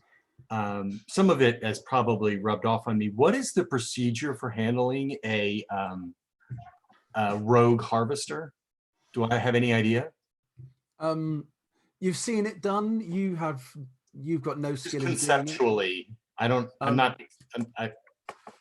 Yeah, just conceptually, it's like there's a bomb on it, or we have a giant nail gun, hammer gun or something like that, or. So if the harvester had its harness on, the harness has explosives in the lower part of it in order to bring down the harvester if you need to. It's obviously not wearing its harness. Right.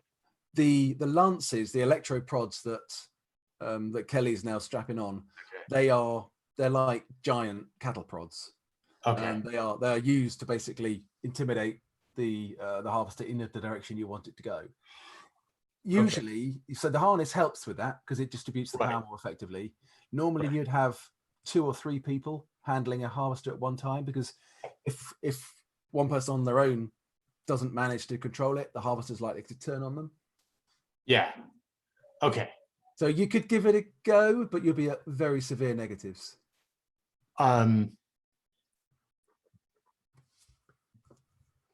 you'd have to get to the storeroom to get one of the electroprods in the first place. I don't see the harness anywhere in the yard, do I? Make an observation roll. Okay. Again, include your stress as well. All right, so observation is 8 plus my stress, but this is not considered an enemy, so I don't get the extra 2 dice. No. All right, so I got 2 success and 1 panic. Okay, so roll your panic. 9. 9. Okay. Do I get another one? Yeah, you do. So what items are you carrying? I'm carrying a medical kit and a short range radio. Okay, I think you've dropped the medical kit in kind of because this whole situation is so stressful. You do see what looks like at least a shard or a strap of the harness sort of hanging off a bit of the cage, which is damaged just inside the harvester kennel. Okay. So it looks as if it's probably been torn off as the harvester was basically bashing its way out through the cage. Got it. Okay. I take it I'm done for actions. Yeah. Okay. Okay. The harvester, which is here, uses its action to turn and come back to the gap in the storage, in the wall in the storage. So Kelly, it's your action. Okay, we need to charge this lancer, and then we need to ram it into the side of this thing and discharge it. Yep. So make an energy roll, a power roll for charging. 4 for charging. Yep. So that's cool. You haven't lost any power there. So you can now make an attack against it using the against the harvester. Okay. So you use stamina skill to make this Right. attack, but because it's unharnessed, you halve your skill. Wow. Rounding down. No pressure then. So how many dice does that leave you? Hold on. So, are you taking stamina as the aggregate of strength plus stamina, or do you want me to halve just stamina? No, halve the lot. Halve the lot. So that gives me 3. 3 dice plus my 2 stress dice. Yep. What could possibly go wrong? 1 6. Yes. And no ones. And no. Oh yes, 1 1. Okay, make a. But it wasn't a stressy one. The stress dice has got the 6. Yeah, it's just got to be the stress dice. Yeah, don't worry if it's a 1 on one of the others. Okay, you step forward and you prod it with this thing. It discharges. Make a roll for your energy. Okay. See if you used any. 3. Okay, it's fine. You get a really good hit on it, and you can basically for the rest of this round, you can make it do what you want. So you can make it move in a certain direction. What a roller coaster! Wow. Right. Okay. Oh boy. Is the vehicle bay intact? The vehicle bay is intact except for the front door, which has been torn off. The harvester kennel is intact except for there is a hole in the cage, and then the main door is torn off, or is open actually. Right. So okay, So thinking the quickly. door's there. So this door is open, and there is a hole in the cage, but otherwise the harvester kennel looks reasonably intact. Right. So we could just put it back in the kennel and then close the door. Yeah, you could. Yeah, I mean the door is not designed to hold the harvester in. The cage is. And the cage is right. Okay. The cage has a hole in it. Yeah. Right. But it might be more contained there than anywhere else. Yeah, because we can't block the entrance to the mine, so that would be the only other place I would put it. Yeah. Well, let's try and get it back into the kennel then, and we can, I don't know, barricade the door with something. Is there anything in the vehicle bay, other vehicles that we could move? Because there's an overturned vehicle on the landing pad. Are there any vehicles in the vehicle bay that we could barricade the door with? No, you've got the tractor and the flitter. They're the 2 vehicles you have, and the flitter's obviously away, and the tractor is bashed up and on its side on the landing pad. But okay, so you move it. It's quite slow going. You get it about halfway to the kennel this round. Okay. And how long does this control last for? Just the duration of this round? Yes. You need to right. zap it again. Right. Gotcha. Thank you. Okay, with all this going on, Royce and Pat, is there anything you want to be doing whilst this is happening? And then we'll come back to the action.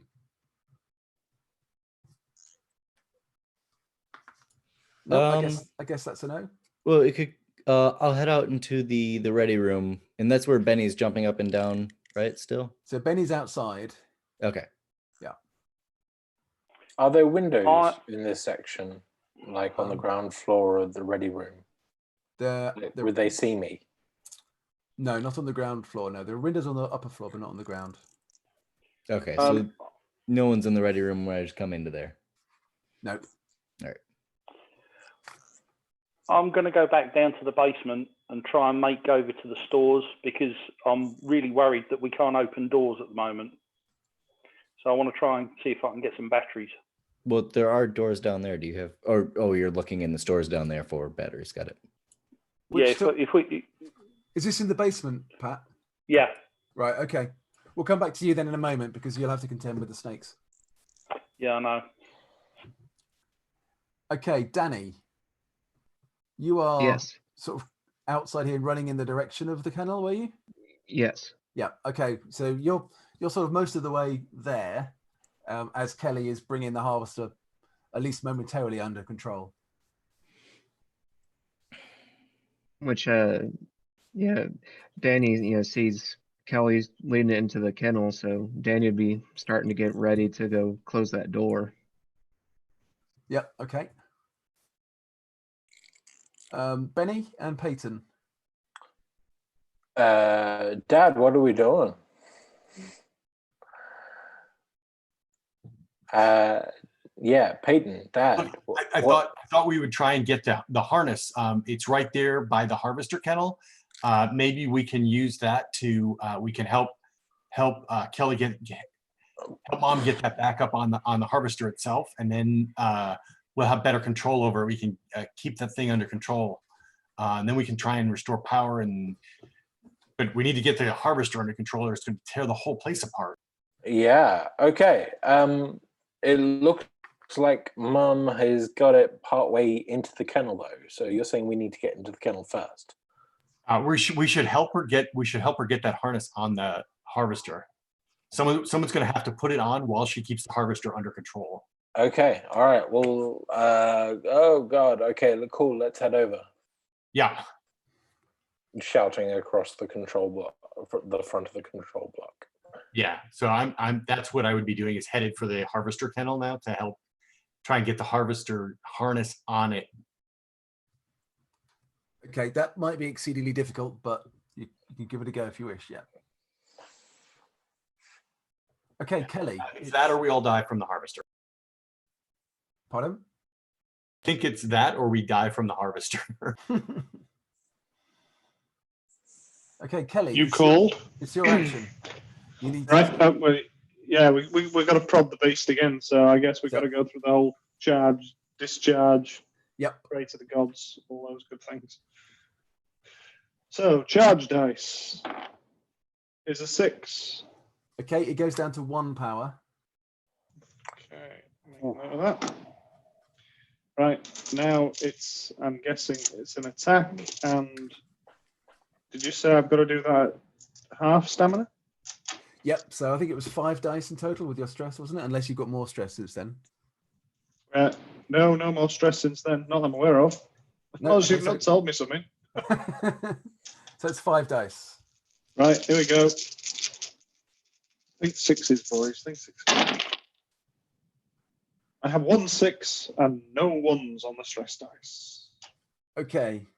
The harvester's trying to resist this, actually. Outrageous. It's stunned. No, but it doesn't. It backs up into the kennel. Right. Yep, so at this point, it's close the door. Okay, Danny, are you closing the door? Yes. Yeah. Okay. I mean, this door isn't designed to hold it in indefinitely, but it might hold it for a while. Mm-hmm. But as the door slams shut, there's sudden quiet, and the harvester seems to have gone very, very quiet. Are the harvesters native to this planet? No, they're not. Okay. Yeah, we bought it from market tradies. Auto trader. Xeno trader, more like. Yeah. Right. Oh, okay. So we need to barricade the door. That's got to be our number 1 priority, because it is not going to stay in there. Okay, I think a heavy machinery roll, and you'll be able to barricade the door or secure the door in a way that you think will certainly hold the harvester for a little while. Am I helping with that? I can do that. Yeah. Okay. In my best Chekhov voice, although Danny's already there. Yeah. So whoever wants to give it a go. Danny, you're there if you want to do that. Yeah, If you've got... I can do that. Yeah. Okay, Danny.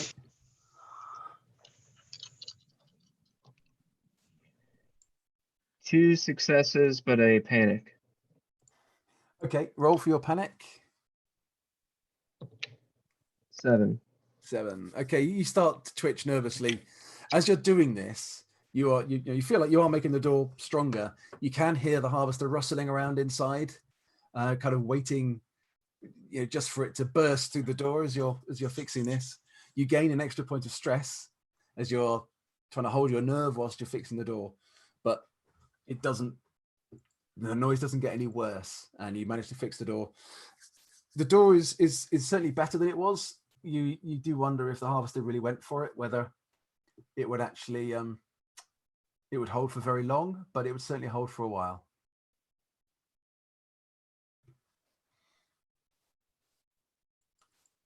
Okay, we're coming back to Royce. Royce, what is there anything you wish to do right this moment, and then we'll go back to Pat. No, I guess I'll head down, or at least look down into the basement at Pat from the top of the stairway. Okay, yeah, Pat. Hopefully with your remaining EpiPen. Right, so I am going to go down to the workshop, spanner in hand, down the stairs because they didn't lock the door, fortunately. Yeah, the doors are open. Has the water got any shallower? No, not noticeably. Okay. So I want to try and head over as sort of subtly as I can, stealthily, let's say, to the stores. Okay, that's going to be a mobility roll, but I'm going to give you -1 because you're in the water and you are going to make some splashing. So that's 3 for agility, and you've just taken away my 1 mobility. And my 3 stress dice. Only 3? I get 2 successes and 1 Panic. nasty little panic. Okay, roll for your panic as you're going through the water. Now he is 4. Kelly's Eye, number 1. 5 in total. Okay, yeah. You're sort of wading through the water as carefully and quietly as you can. For 4, I've got 3 stress. Yeah, 4's So fine. that's 4. You're okay. Yeah. Things keep brushing your leg in the water. There's stuff floating about, and there's stuff on the bottom that's been dislodged by the flood. Every time it happens, you think it's a snake, but it's not, and you manage to get yourself to the stores without coming across any snakes so far. Do I take another stress dice? No, you don't. Ooh. Woo. Okay. So while I'm there, I'm looking for batteries. My plan is to do the original plan, which is get some batteries, get over and get the reactor running. Okay. So in the basement, yeah, there are definitely some power packs here.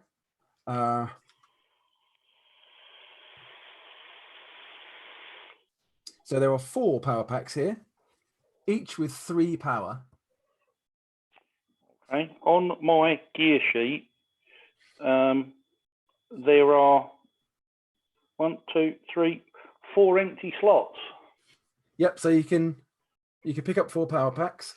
There are also 4 air supplies here as well, with 5 air in each. So respirators.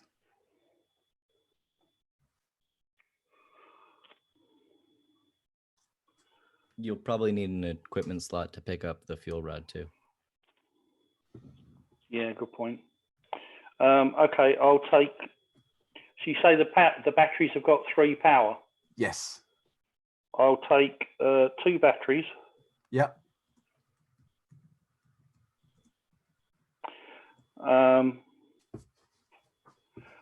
And and I will take 1 respirator. Yep. Okay, and that's got 4 air. 4 air, or is it 5 air? 5 air. It's got 5 air. Yeah, I've got calm breather, so I can survive on that.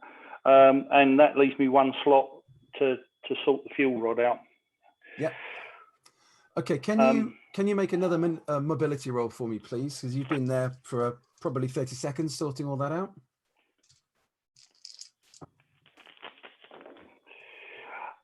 No successes, but no failures. Okay, did you wish to push that or not? Yes. So take an extra point of stress and an extra stress die. Yay! Add that immediately. I rolled a 1-6. Okay. On my new stress dice.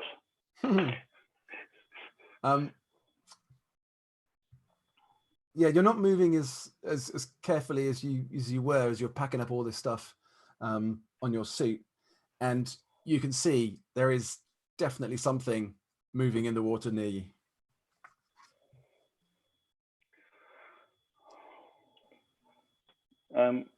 Can I try and twat it with my spanner? You can, yeah. So I've got 3 strength, I got 1 close combat, and 4 stress.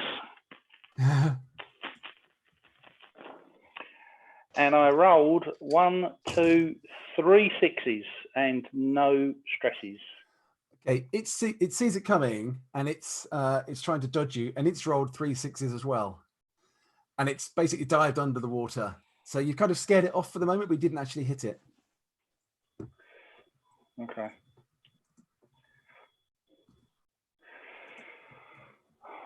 I'll just yell down, "Don't get bit." I'm trying.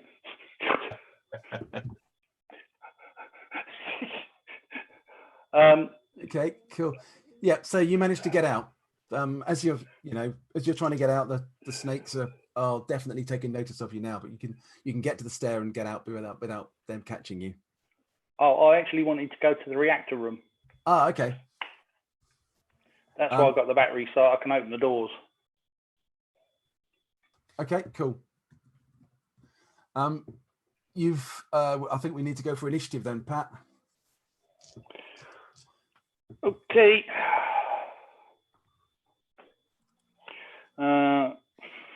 5 plus 3 is 8. Okay, yeah. You get to act first. Royce, did you want to roll initiative? Are you getting involved or? Yeah, might as well. Yep. So Yeah, perhaps I'll yell up the stairs. Royce, I've got some packs. We can try and get the reactor going. There's a die plus agility, right? Yes. So 8 as well. Okay. You both act first. So I need to go down there to meet him. Yep. So that would be mobility, or? Yes, mobility, please.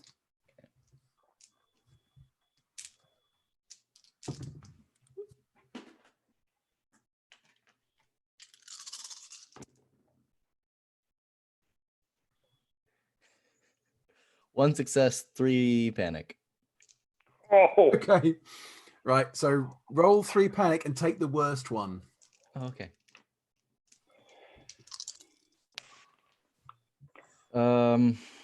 So that would be 7. Okay. So yeah, you're going through the water. This is really, really creepy because again, it's like there's loads of things in the water touching your leg. You've already got a bit of pain from where you were bitten literally half an hour ago. You get a nervous twitch. So your stress level goes up by 1, as does Paul's. Pat, your stress goes up by 1 as well. Thanks. Yeah, no problem. Contagious. But Pat, there's a More snake dice coming. to roll 6s on. There's a snake coming towards you if you want to try and hit it. Oh, most definitely. So that's range, agility.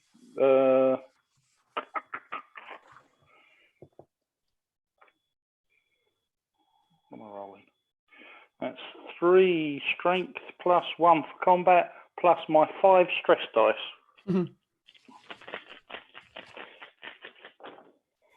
Oh, I got 1 success and 3 panics. Oh, no. Okay, roll those 3 panics and tell me what you get. Right.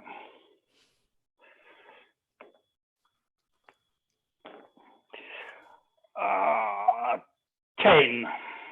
10. Okay, so you freeze. I rolled a 5 plus the 5 panic stress dice I got. Yeah. Yep, that's correct. So 10, Yeah, 10.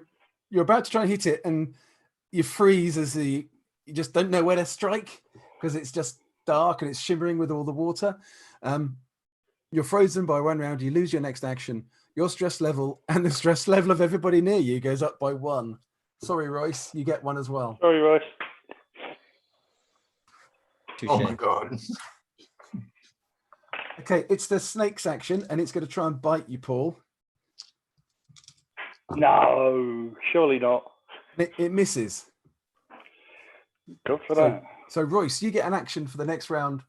Pat, you're kind of like frozen in fear at the moment. All right. Well, I need his power packs, I suppose, to get past it. I might as well. I can go take a strike at that snake, though. Yes, you can. Absolutely. I'll do that with all of these dice. Stop rolling 1s. We'll see. 2 panic, 4 success. Okay. Wow. Okay. Well, roll your 2 panic and tell me what you get. That is a 12. 12. Okay. Your attack misses. You fail. You scream. You scream your lungs out as you're sure you've seen dozens of these snakes around. You're about to hit one, but you suddenly think there's loads of them. You scream your lungs out for 1 round. Your stress level goes down by 1 because you're letting off a bit of steam. But Pat, your stress level, no, you must make another panic roll because of his scream. So to understand the rules real quick, yeah, because he got 2 panics and only 1 success, he failed. No, it's not the number of panics; it's the level of panic. I had 4 success, but yeah. Yeah. So if you panic, but your panic is of a score of 9 or less, it's not severe enough to make you fail the action. If it's a roll of 10 or more, the panic is bad enough to make you fail that action at the same time. Okay, I follow you now. Thanks. Yeah, I just rolled my 6s on my panic dice. So Pat, you need to make a panic roll because your brother has just started screaming. 8. 8. Okay, tremble. You start to tremble uncontrollably. Your agility is at -2 until the panic ends, which is will be a turn, which is 5 minutes. Excellent. But basically, the snake gets to act again because you were still frozen. And your brother's scream has kind of brought you out of it, but you're like brought you out in a great big tremble. And this snake's coming for you and it's trying to bite you, and it misses you. So the next round is your and Royce's actions. Get the door open. Yeah. Can I use one of the packs to open the door? Yes, you certainly can. And I rolled a 3. So you need to roll 4 dice. If you've got 4 power in the power pack. Oh. Roll the number 3 power in the power pack. Yeah. Okay. So roll 3 dice, and for every 6, your power is reduced by 1. Sorry. Right, 3 dice. Oh, missed one. And I rolled. Oh, bollocks. 2 6s. Okay, so your power is reduced to 1 on that device, on that power pack. But the door does open. The door opens, and the water floods into this area here. But the airlock is relatively small. But the door is open. I'm in there. Yep, your second action could be. Can I also? I'll also get in, and can he use his second action to close it, or yes? Would he need to use his action to get in? No, I think he's in. That's fine. He opened it and got in. The water itself is probably sucking you into that little area anyway, so you don't really have to move. You are now in there as well, and you can try and close the door with a power pack. Yeah. I'm going to use the one the battery that's got one only one power left. Yeah, okay. So I'm only rolling one dice, and I roll a 4. Okay, so that door shuts, and you don't think any snakes came in with you. You're not sure. The water's dark, but you don't think any came in.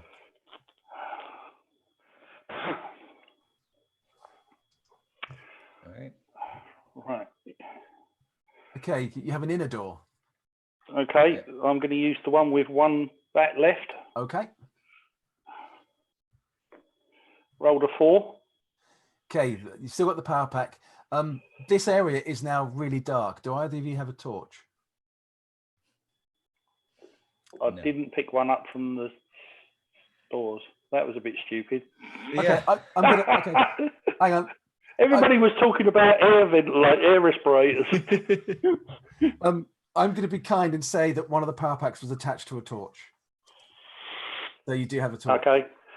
Okay. Okay. So I'll call that the second battery I've got then, which has got 3 charges, yeah? And I'll roll 3 dice, and I roll no 6s. Cool. So that's fine. That door opens. The water that's in the airlock area here spreads into the reactor room, but the reactor's big enough, the area is big enough that it just becomes a kind of a low, an inch or two splash on the floor once the water's all spread out. Okay. You are in the reactor room.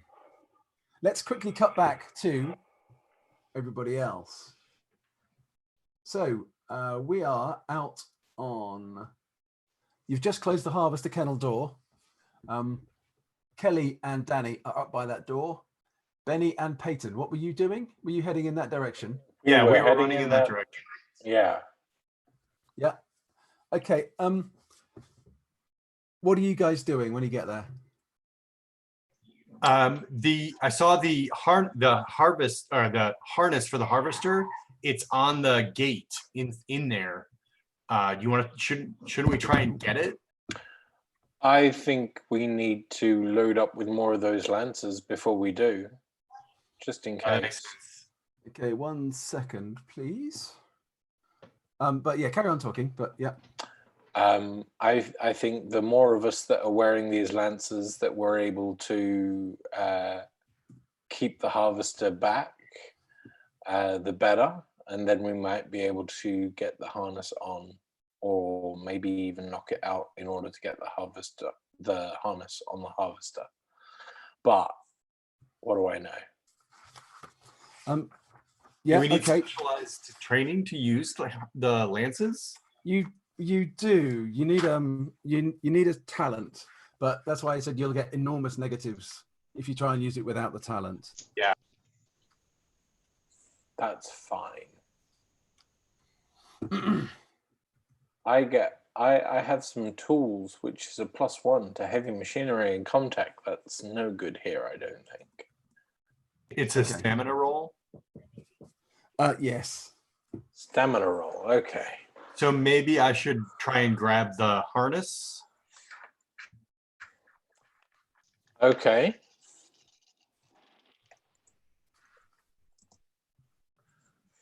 Yeah. Okay. So before you do that, can you all who are there, Benny, Kelly, Peyton, and Danny, make individual observation rolls, please? Okay.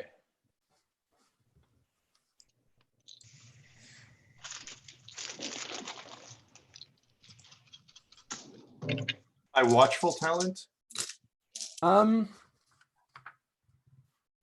Yeah, I think so. Yeah. 2 successes. Okay. No successes for me. 3 successes and 2 panics. Okay, so roll your panics, please, Peyton.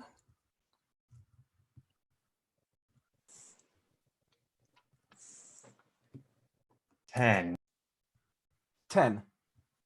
Okay, you freeze. You don't notice what you might have noticed. But there's something going on. The hairs on the back of your neck are completely completely standing up, and you suddenly get this terrible moment of really impending doom and fear, and suddenly the electroprod that's in Kelly's hands goes off next to you, and you are caught by its blast, Peyton. So I need you to make a signature attack roll. So that's roll 1d6 for the effect of the prod on yourself. Low is good generally. 6. Okay, it's a huge blast. This blast kind of like catches you squarely. The target, you immediately take 2 critical hits regardless of whether or not you are broken. I need you to make 2 d66 rolls. And let me know what the results are, please, Peyton. Hold on a second. That means I'm going to need 2 different die 6s. Yeah, and read one color first. Yeah. Okay, so the red one is first. 23. Okay. And 46. Okay. 23. The blast sort of catches you on the arm. It's shattered one of your hands. 1, 2, 3. So it's your non-active hand. So if you're right-handed, it's your left hand. The blast then goes through you, and kind of sort of accumulates in your abdomen, and there's a huge kind of electrical explosion in your intestines rupture, and you kind of fall to the ground. This is bad. You know how seriously wounded you are. Everybody else, Danny. Yeah, no kidding. Danny, you seem to have seen. You think that Kelly did that deliberately, but Benny, you didn't notice anything, and Peyton, it looks like an accident.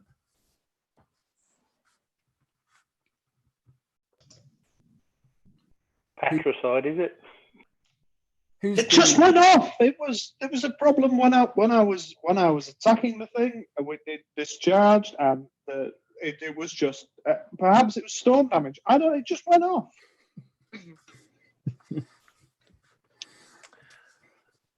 Peyton is lying on the ground in a right horrible mess. Before I try and put on my Lancer, I'm going to try and help him up. Yeah. Okay. He needs medical aid. These wounds look potentially fatal. Sure. Son, you've got no lance training whatsoever. Leave me with the lance. Take him to the med bay. You must save him. I look at Mum, and I look at Kelly. I look at Mum. I'm just like, you sure you can manage this? I've got this. Okay. Take him to the med bay. So, think of the money. Think of the money. I pick up.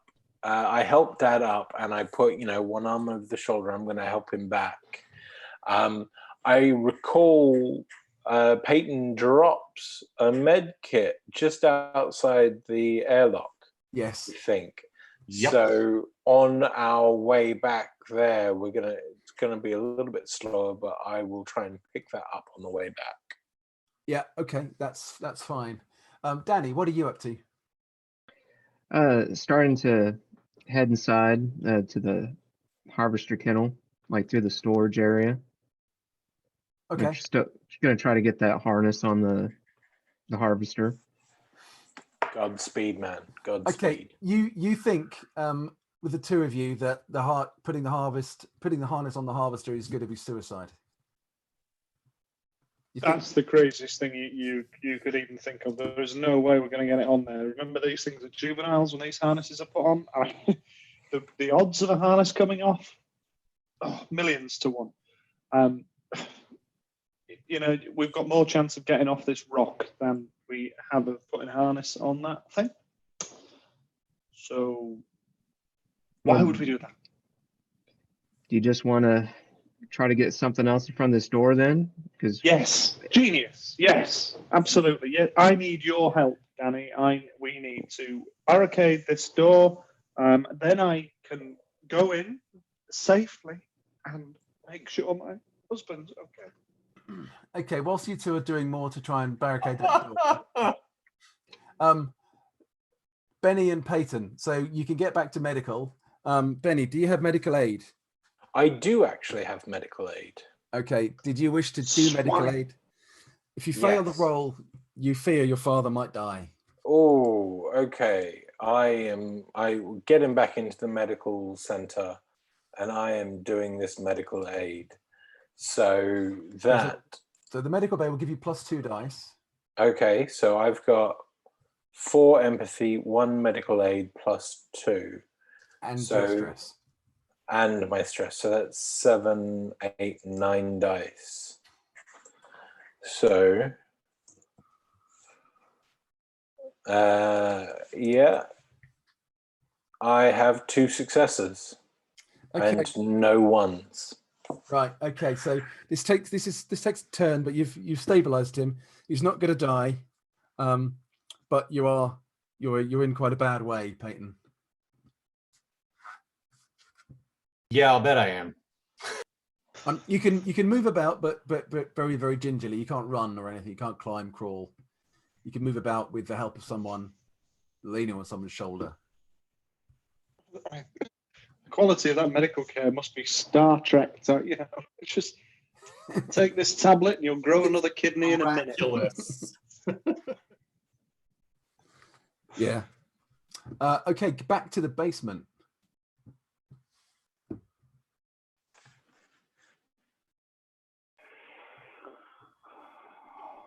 So, Paul and Pat and Royce, you are trying to turn the reactor on. Yeah, so we need, you said we needed to get a fuel rod? Yep. Yeah, so using my battery with 1 charge left, I'm going to try and go in the fuel rod, open the fuel door, the fuel rods. Yes. And I rolled a 5. Okay, yeah, that door's fine. You can open that. So you need to obtain and install the fuel rods. So these are highly radioactive, but there are radiation suits in the fuel rod room that you can put on before you take them out of their containers. You need to make a successful heavy machinery roll to handle them safely.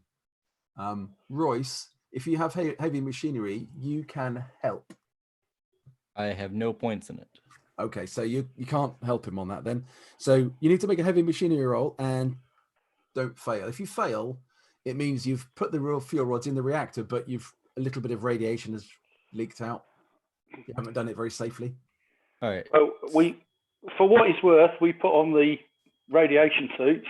Yep. Yeah, does that just and I'm going to... I assume so.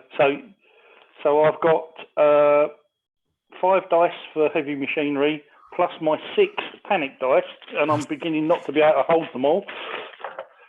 And I get, oh, frack, 1 panic. Okay, roll d6 and add 6. Roll low. You don't need to. I'm just going to blow everything up. 8. 8. Okay. So you're trembling. So no, actually, so that doesn't work because you've already got that, haven't you? Because you've already got a tremble with -2 agility. So we move up 1. So it's drop an item. So I think basically you've screwed up this because in your fear and your panic and your tremble, you've dropped one of the rods on the floor. Drop a fuel rod. In the process of installing it in the reactor. Yeah. So your fine. Your radiation suits give you effectively armor of 3 against radiation, and you both take 3 points of radiation from this. But you can roll 3 dice and mitigate 1 point of radiation per 6 that you roll because of your radiation suit. I've got to roll 6s, have we? Yes.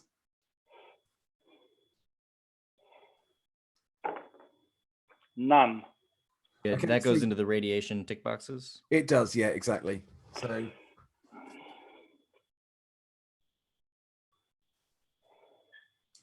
now you've taken some radiation poisoning.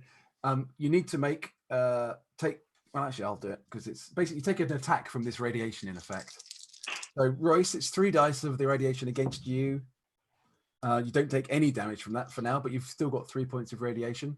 So the next time you take another point, you get a 4 dice attack of radiation. The next time would be a 5 dice. Pat, you take 1 point of damage from that radiation leak.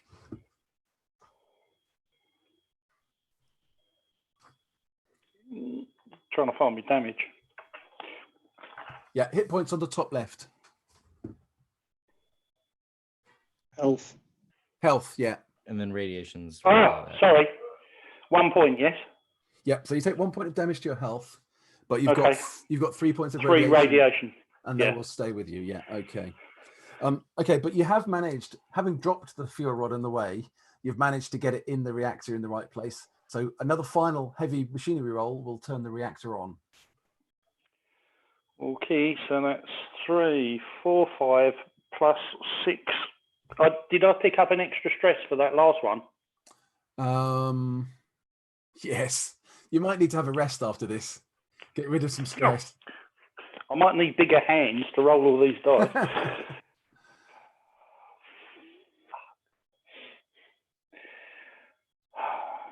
2 stress. Okay, it's 7. Okay.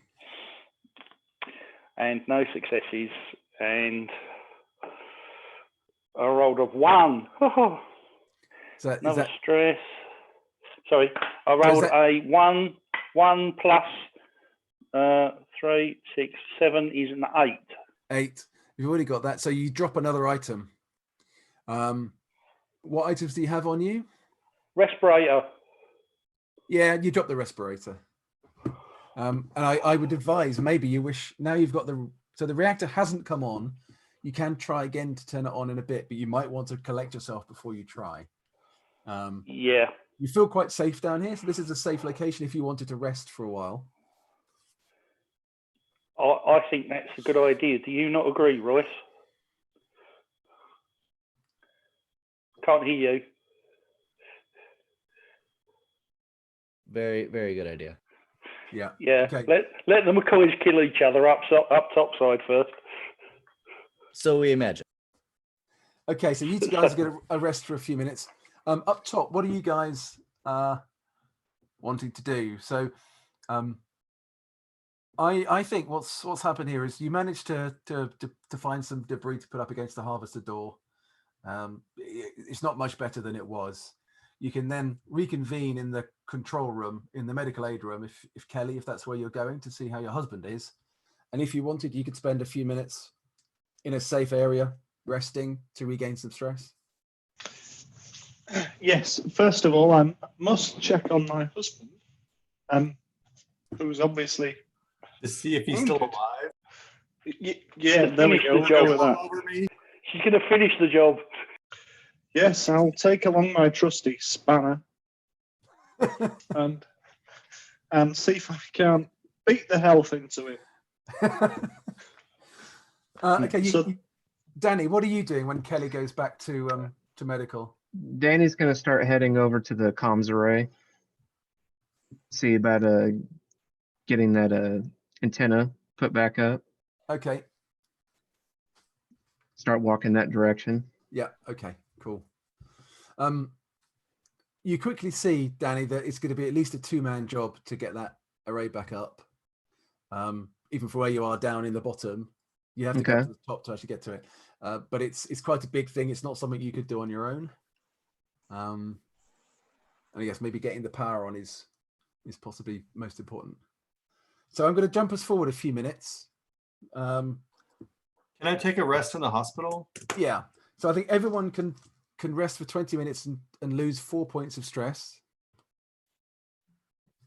And then we'll come back to the reactor if you want to give it another go, Paul.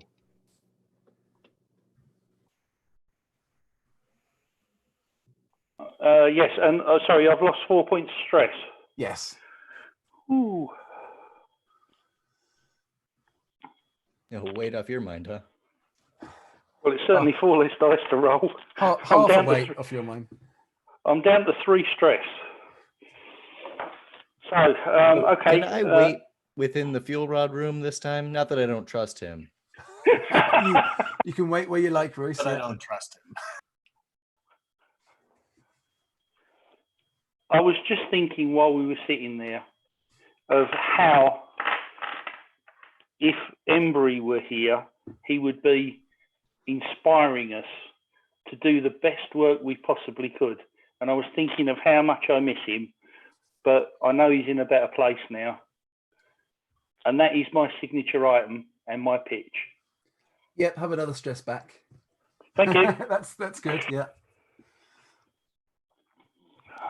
2 stress dice. Okay, let's turn the reactor on. And hang on, I've one success, no stress. Cool. No stress, literally. So woof, all the lights start to come on. You can hear the hum of the ventilation system starting to work up again. Yeah, the whole base begins to come back to life. From the other room, I'm like, yeah, I knew you could do it. Yeah, the lights come on. Yeah, you don't need your torch anymore. Yeah, and outside some external floodlights come on as well, which is good because the sun is starting to set. It's the end of the day and it's starting to get dark. So your timing on getting the powering up was pretty good. Do we hear the pumps kicking in for draining the water? Yeah. Yep. You hear all the systems coming back on. Yeah, the base is back to life. Being an engineering type, can I guesstimate how long those pumps will take to get the water level down outside? It's going to be hours. You suspect. Okay. Yeah, there's a lot of water in there, including the storm shelter. But it's nice and comfy here, Royce. Warm with the radiation from leaking from the reactor.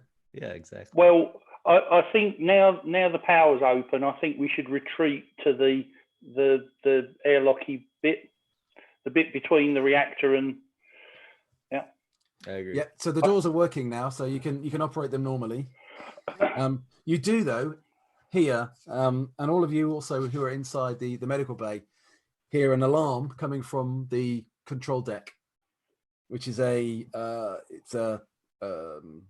environmental alarm coming from the environmental panels.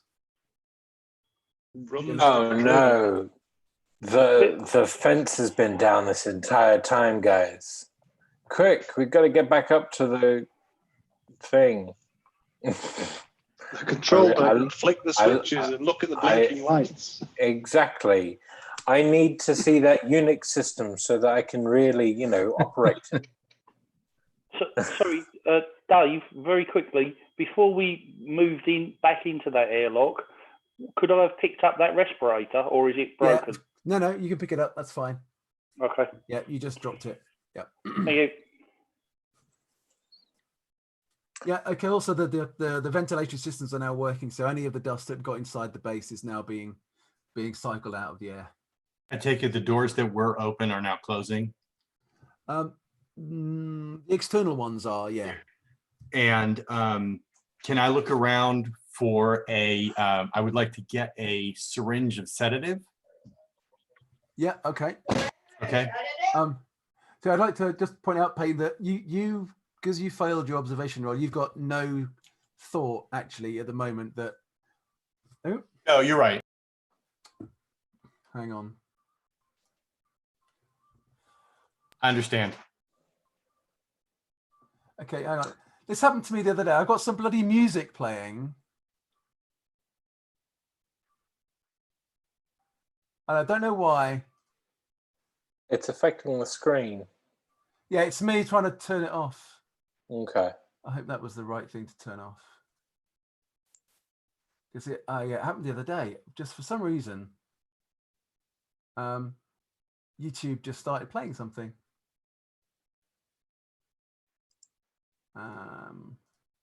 Is there like a streaming time limit on YouTube for some people? I don't know.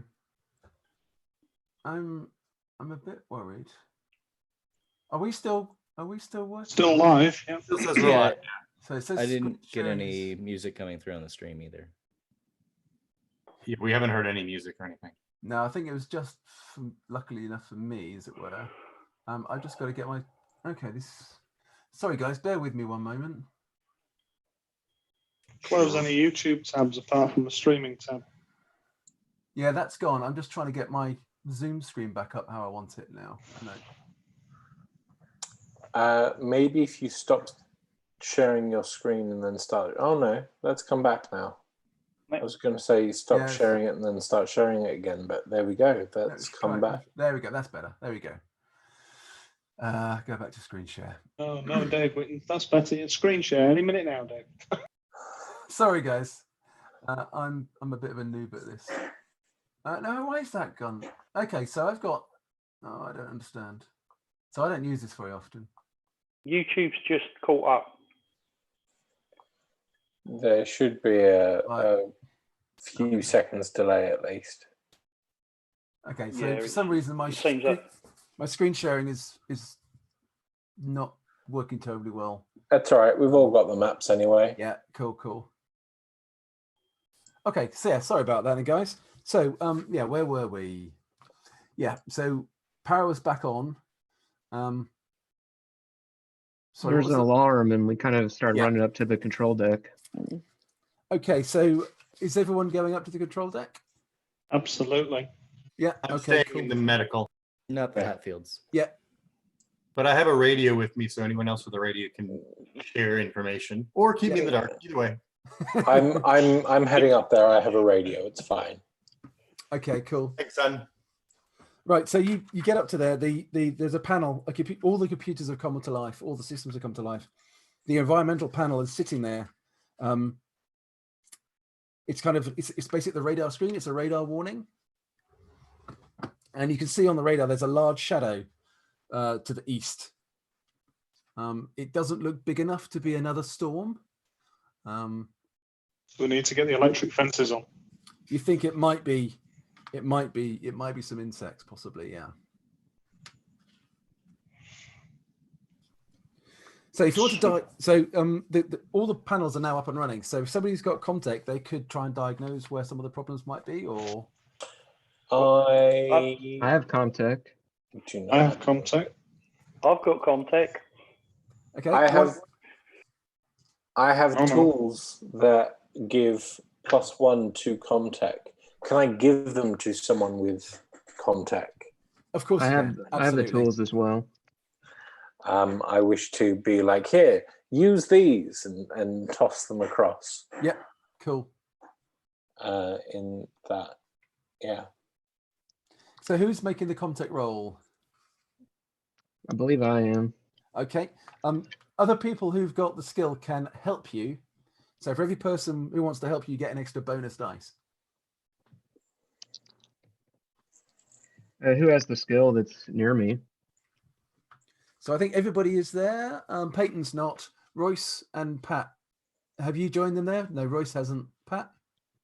We were still just waiting for the water level to go a bit. But I mean, okay. I've still got my I've got my short range radio. So can I radio up and offer a bit, sort of just say, hey, anybody in the control room? You can't what's going on by radio, but you There's can also a comlink, intercom in the reactor room. We're not in that bit of it. We moved into the airlocky bit. Right. But you can be in touch through your communicators, yeah. Yeah, so it's like, guys, what's going on? So Danny, do you want to make a roll? How many extra do I add? Who's got Comtech who's in the control room? I don't have Comtech, but I do have the tools that I was giving him. But if Danny already has the tools, or was that someone else that already has? I already have the tools. Oh, okay. Never mind. My mistake, I don't have Comtech. Okay, so it's just +1 dice, Danny, overall. Okay.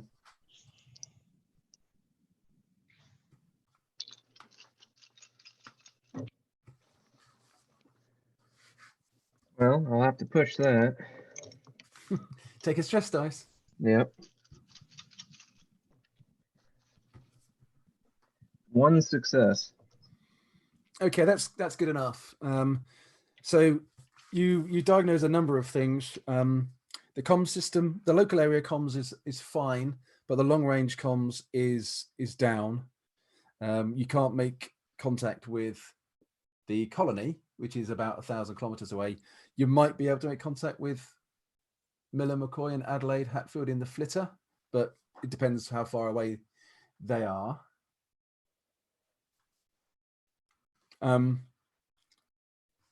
You have also diagnosed that the electric field is not working. The problem with it seems to be one of the pylons to the north of the field.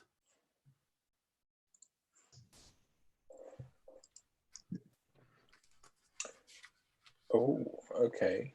And Annie, should we try and go and fix that? So you think from the distance that shadow is on the radar, you've probably got less than an hour before that shadow arrives. It's worth a punt. Is it identified which one's on the north end, which pylon? It's either, if you're counting the pylons from the field node on the right hand side, it's either the third or the fourth one along. The one that's directly north of the harvester kennel, or the one that's directly north of the mining storage. Okay. So we need to do two things between us. Can I just ask a question? Are we in some kind of horseshoe valley? Is that what the external sort of perimeter lines indicate? So we're going to have to get to the lift tower, ascend the lift, and then run along to the pylons. Is that right? Yes. That's my understanding. I think we have two things that we need to do, and not enough time to do them. Fix the pylon, and then also fix the comms array. We need 2 people for the comms array and potentially 2 people for the pylons. But if we fix the pylons, we'll be safe from the buzzards, so we can take longer to fix the comms array. Yes, but what about was it Adelaide and Miller McCoy? Yeah, we don't care about them. Got to make sure that they're okay. I'll hark back to what I said earlier about getting the generator working, because that would probably be a really good thing to do. And I'll say I told you so. Yeah. I'm assuming here, because we're having this conversation, that we're talking over the radio, and we're still downstairs, Royce. So we'll start making our way up. And you can decide whether or not you want to do the comms array, but I've certainly got heavy machinery, so I should be able to help with one of the masts. Great. Thanks. If someone wants to come with me, I'm happy to take on the comms array. See what we can do about that. And then that leaves the Hatfields to take care of the pylon. Royce doesn't have engineering skills, do you, Royce? I'd say pylon. I'll go with the Hatfields. I'll help get the pylons back up and running.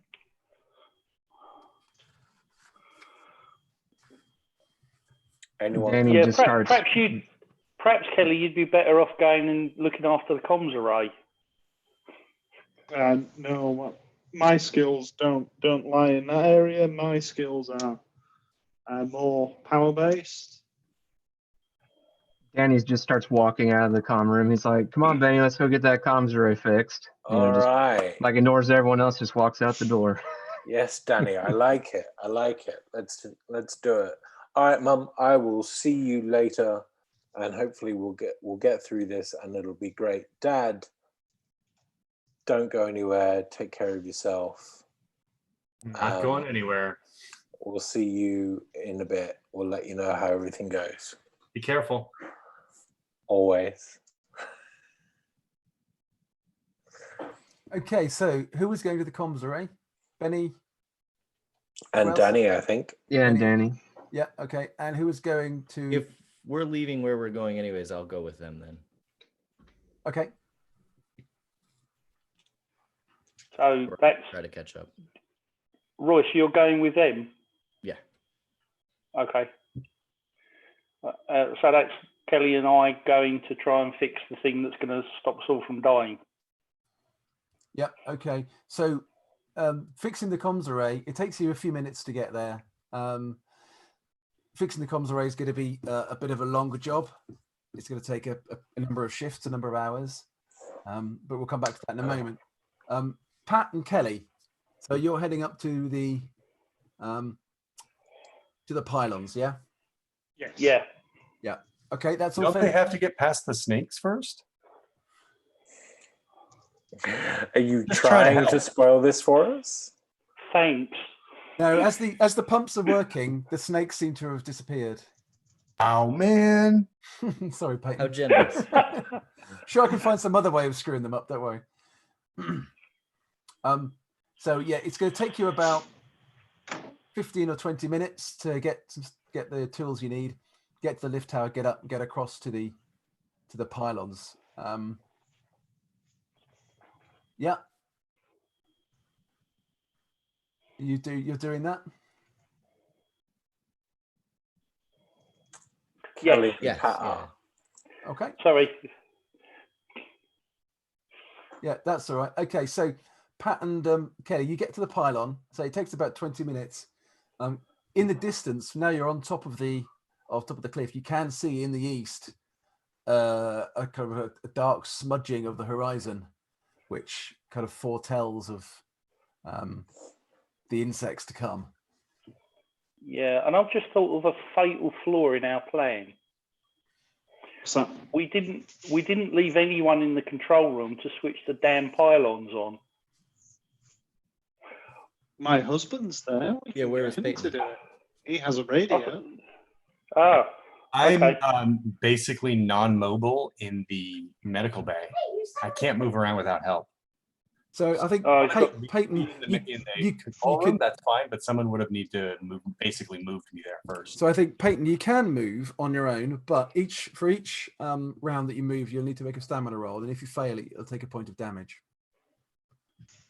Okay, so hopefully someone can move me to the. I mean, I guess they can radio after they've all left and discovered. Oh, I need to do that. I can move to the control room, no problem. I'm willing to do it. Oh, that sounds Well, I dramatic. think we need to. Yeah, fine. What a nice sacrifice. Okay. So sorry, this slight order there. So yeah, Kelly and Pat, you get to the pylon. It's in quite a bad way. It's quite broken up. It's going to take some time to fix. Okay. What do we need to roll to fix it? Excuse me. Well, it's not so much. Well, it'll be heavy machinery and then contact to reprogram it, but it's going to take you a number of turns to do that. So it's going to take you possibly anywhere between 30 minutes and an hour, and you have the insects are probably 40 minutes away. We've got to do the best we can. The needs of the many outweigh the needs of the one or the few. Yep.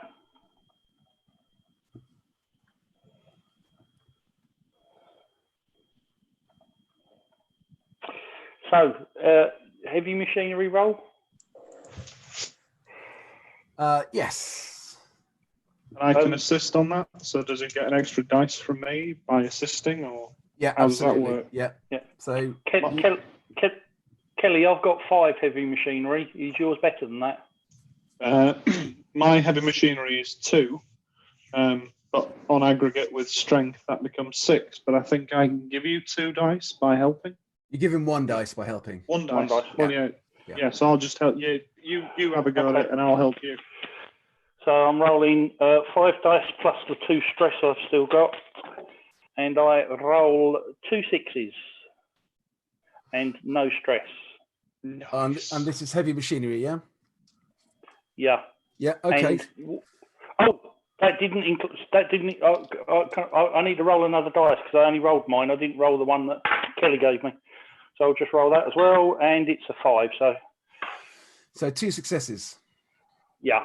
Okay, cool. So yeah, I mean, you've managed to repair the mechanical parts of it. That's taken you about 15 minutes to do that, but you've sort of got the pylon upright again. You've got the right connections in place. Now you need to do a Comtech roll in order to fix that. It's down to you, Pat. It's all about you. Have you got Comtech? No. Oh. Have you got Comtech, Pat? Yeah, I have. 2, 4, 5 plus my 2. Yeah, 5 plus my 2 stress again. 1, 2, 3 successes, but I've got a panic. Okay, roll your panic.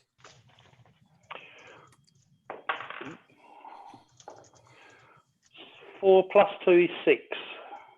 Okay, that's okay. That's okay. You're panicking because you can now on the wind hear the sound of the insects. There's a faint buzzing in the distance. You know that they are very close. But you've fixed it. You've got it up and running. So we need to go back to Peyton. So Peyton, if you are going from the medical room up to the control room, I need you to make a stamina roll to see whether you can do it without taking any damage.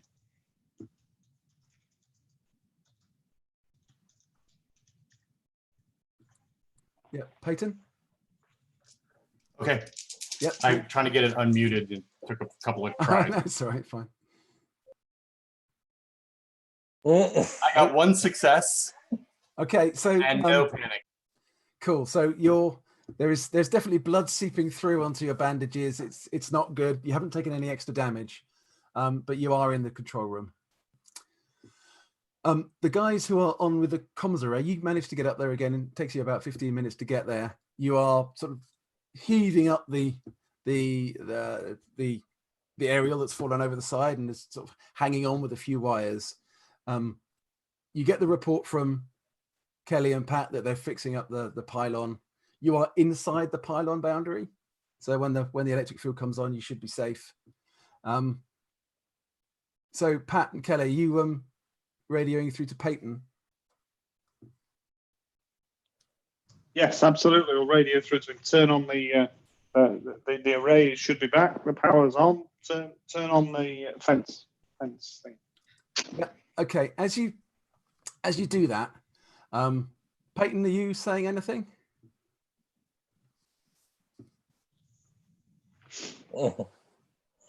There we go. Let me look for the switch here. I'm going to look for the switch. Okay. You can now hear that the insects are very close. They're only minutes away. The wind has picked up a bit. They must be coming in on the wind very fast. And hang on one moment.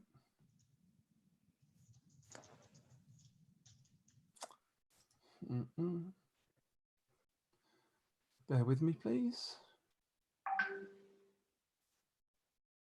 Okay, I don't know what's going on there again. Okay, let me just stop that.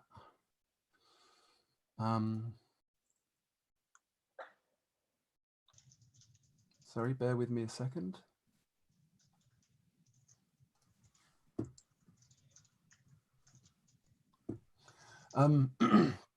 Yeah, sorry about that. So, yep, you radio through.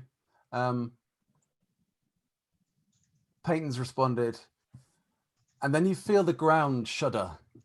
There's been a huge explosion. The ground around here kind of lifts and drops down again.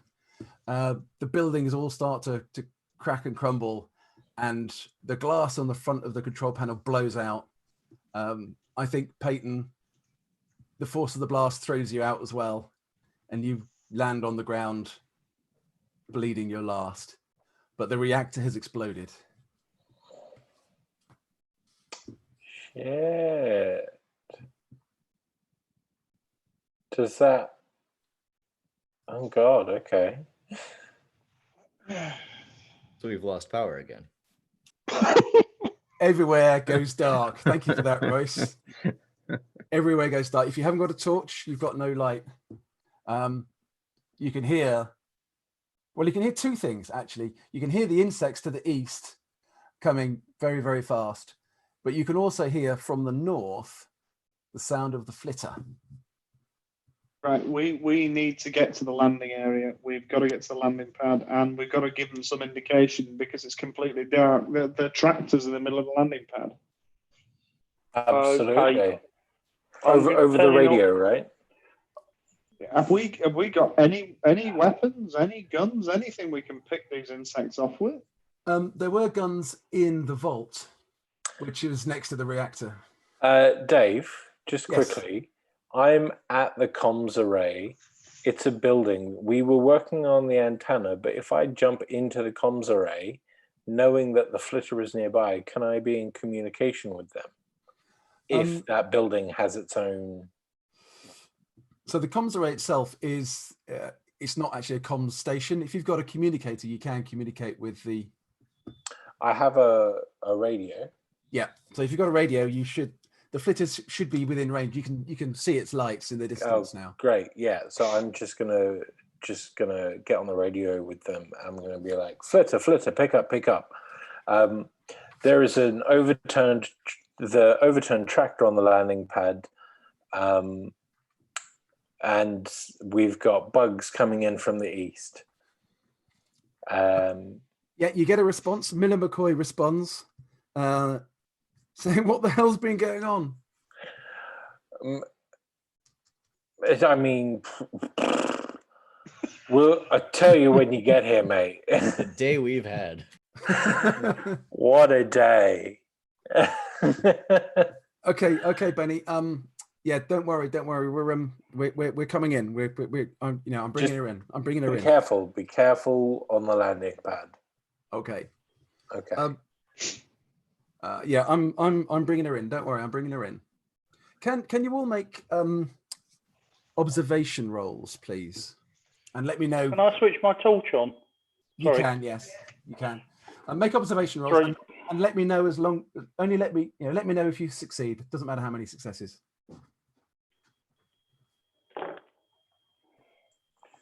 I succeeded. Yeah. Okay. Success. Success. 2 successes. Okay. It all strikes you as slightly funny that Miller is saying he's piloting the thing in because that's Adelaide's job. And Miller hasn't piloted a flitter in donkey's years. Yeah. Okay. That I have to sign off. Thanks very much, but I got to go. Cheers. Thanks a lot, Toby. Cheers. Thanks, Thank mate. you very much. Good Thanks very ending. much. Cheers, Toby. Nicely done. Bye. Bye. Kelly and I obviously don't know this, do we? Because we're not. I've got a radio, but I'm assuming Benny's talking directly to the flitter. So I think We're on the same channel, right? Probably on an open channel, Pat. So you've heard it. Yeah. Okay. Yeah. So I rolled my observation, but then I pushed it, and I got a success with my push. Right. Okay. This is doing me a concern to use kids' internet language these days, and so I'm going to just run back to the lift tower and down the stairs because I'm heading straight for that landing. Yeah. Landing pad. Yeah. Okay. What about you, Kelly and Pat? Are you doing the same? Kelly's just stepped away for a minute for a ladies' break, but I'd assume we are running hell for leather to try and get back to the lifts. Yeah. Okay. And Danny and Royce, is that the same for you too? Yeah, I'm with Benny. So yeah. Okay. Yep. Yeah. Okay. So as you reach the lift towers and you're kind of running down the stairs there on both sides, you can start hearing the first of the insects hitting against the metal structure of the towers and buzzing into the ravine.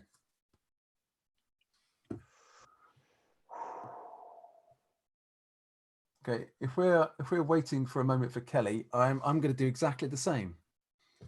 And be right back.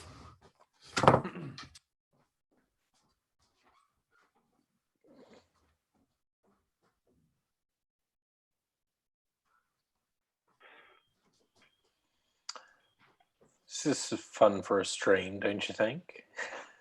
It's interesting. People just keep running away, and the host runs away as well.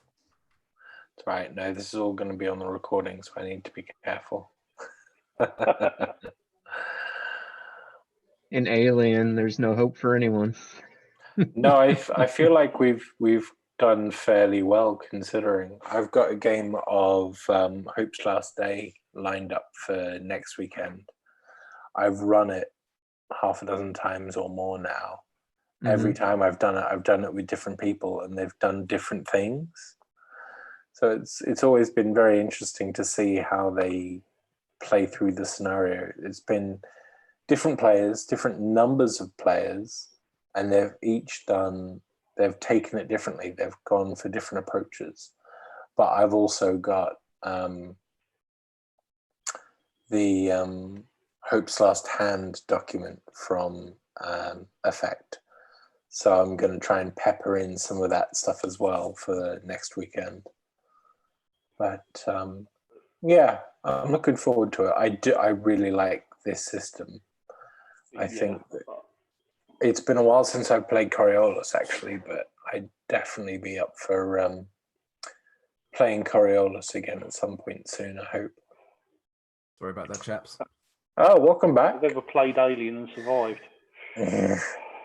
We're still waiting on Kelly, I believe. Okay. I would like to break the chain of events today and try and survive one Alien game, but no, normally it's. I think at UK Gen Con, I think I nearly held the record for the shortest death. So was that what? Or fastest. Were you in which game? You were in Matt's game, weren't you? Were you in Matt's game? No, I was in your game. So how did you die? I did kill a lot of people on UK Games Expo. That's my excuse. I really can't remember now. It wasn't quite as insanely as it was at Dragon Meat when when we did the prison one. Yeah. Oh yeah, the Bone Grinder 2183. Grindbone, yeah. Yeah. Grindbone, that's it. I did feel very sorry for you, Jonathan, because you're doing all the right stuff and someone just walked up behind you and whacked you on the head with a bar and killed you in one blow almost. Yeah, that was I wasn't hoping for it, but I was hoping for a Xeno death, but yeah, that happened. I kind of expected it, but it cut my game short. You did. Well, when we got released, I went into the end locker room to see if there was anything in there to use as a weapon, and found this strange egg-shaped thing, which then opened up. And being not the most intelligent con in there, I took a little peek, and you can guess what happened next. Instantly face hugged. Yeah, I think it was the quickest death there as well. Right, shall we crack on anyway, and Kelly can rejoin us in a moment. Cool, right then. So you reach the lift towers, and as you're running down them, you can hear the things hitting onto the structure. So the structure seems to be at least mostly kind of covered. So like the big hand-sized bugs aren't going to necessarily get in until they overrun it. The bugs themselves aren't such a problem. It's when they're in the swarm that they are impossible to fight off. Yeah. So you know that's why you have the field to try and deter them. Otherwise, it's explosions, fire, the only things really. You certainly can't deal with them one by one. That's for sure. Yeah. Can I have mobility rolls, please, from everybody? Heading towards the landing Certainly pad. can. I'm still on a -2 there, so I'm only rolling 1 mobility, 1 agility. So no, Pat, that panic would have faded by now because that was more than 5 minutes ago. Okay. So you are back on normal agility. 2 successes. Woo. Okay, cool. I did not succeed. Single success. 1 success. Okay, is Kelly back yet? No. No. Okay. Okay, well, he can roll in a moment. So Benny, you were the first to say you're running and you're closest, so you are the furthest away, and you are sprinting across the area here. Danny, I think you've got to the bottom and you've kind of tripped over your own feet and you've ended up on the sort of hands and knees at the bottom of the tower. Did everybody else succeed to one level or another? Yep. And Royce? Yeah. Yep. Cool. Thank you. Okay. So the two of you. So Benny is the first in line, and then behind you you've got Royce and Pat, and Danny. You've stumbled, and I think we'll say Kelly has failed a roll, and she sort of stumbled with you as well. So she's like stumbling back as well. The insects are beginning to flood in now. It's getting really quite deadly. You can see the flitter coming down from the north here, beginning to hover over the situation. It's got a big spotlight underneath that it's playing across the ground. So Miller's obviously spotted, taken your advice, Benny, and is looking out for the tractor that's in the way. Okay, are you still just running? Yes. Can we radio him quickly and tell him to go land nearer the greenhouses so that we haven't got so far to run? You can shout that into the radio as you're running. Yeah. I kind of pick myself back up and start running. Yep. Hi, Kelly. Nice to have you back. Thank you very much. Sorry, I had to put the horses to bed. That's all right. No worries. So I just need you to make a quick mobility roll, please. Hold on. Because you've basically come down the lift tower, and you are now running across the dirt towards the landing pad.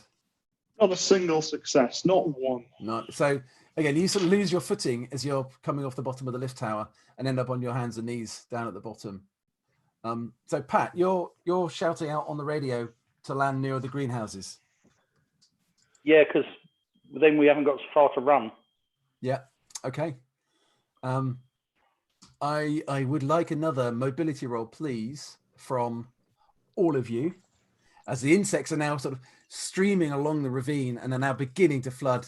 The sky above you is beginning to, well, it's full of insects that are heading this way. 1 success. I have 1 success. 1 success. No success. I'll push it though. Is that Royce? Yes. Yep. Still no success. Okay. Sorry, Royce. no successes. I'm pushing mine as well. Yep. Oh, panic. Okay. Did you succeed though? No. No. Okay. 6. In total. Yeah. Yeah. Okay. That's okay. You sort of land on the ground. You sort of stumble over your own feet again. So basically, Benny is now getting towards the landing pad. The other 4 of you are all in this sort of area here between the field nodes and the greenhouses. The flitter is coming down in the area here between the kennel and the landing pad. So whether Miller heard you or not, he's just sort of shifted slightly north away from the tractor to land over there. We need to head there then. Yep, but now the insects have arrived. So you will start taking attacks from the insects next round. The flitter lands just up here, and side door opens, and you can see the light inside flooding out, and you can see Miller stood at the hatch. He's holding. Sorry, go on. Is he armed? Make an observation roll from this range. It's dark. There's quite a lot of insects around. No. No, No successes. You can't tell. Okay, Benny, you're the first to reach the flitter. How does Miller look? How does Adelaide look? You can't see Adelaide in that little bay there. I mean, the flitter's not very big, but it's got quite a long sort of like personnel bay. From where you are looking through the door, you can't see her. I'm going to grab Miller. Where is Okay. Adelaide? What have you? Why were you the one flying this back? Where's Adelaide? He says, "Just get in the flitter, Benny." What are you? Okay, I think we need to go to initiative now, please, people. Okay. Are we doing this? We're doing agility. Is it plus Roll D6? D6 plus agility, yeah. 10. 7. 6. Okay, 9. so can you go through it again then, please? So, Yep. Paul, Pat, what's yours? 7.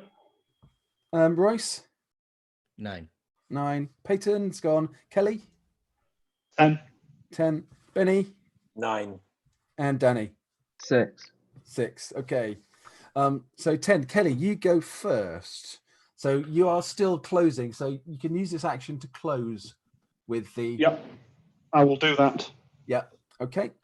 9. So Royce and Benny. Royce and Benny, what are your agilities, please? My agility is 4. 3. So Benny, you go first out of the two of you. I'm going to take it's my grandfather, isn't he? Yes. Yeah, I'm going to take him at his word, and I'm going to get on the thing. But I'm not going to let him stand out there. I'm going to bring him in as well. But we're not closing the door just yet. Okay, he's resisting that. So you're trying to pull him in, and he's standing at the doorway. Okay. You do see when you get in at the far end of the.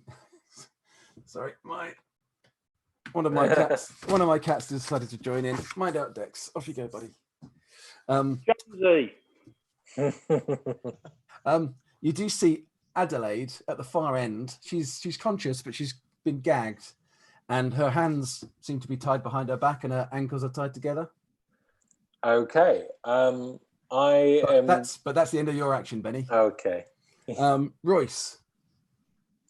So you can use this action to close with the flitter if you want. Yes, so that's mobility again, right?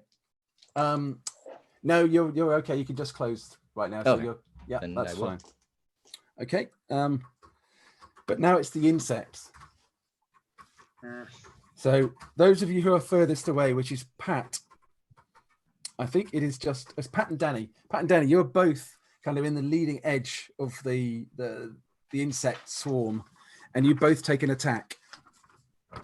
So, Pat, could you roll a d6, please?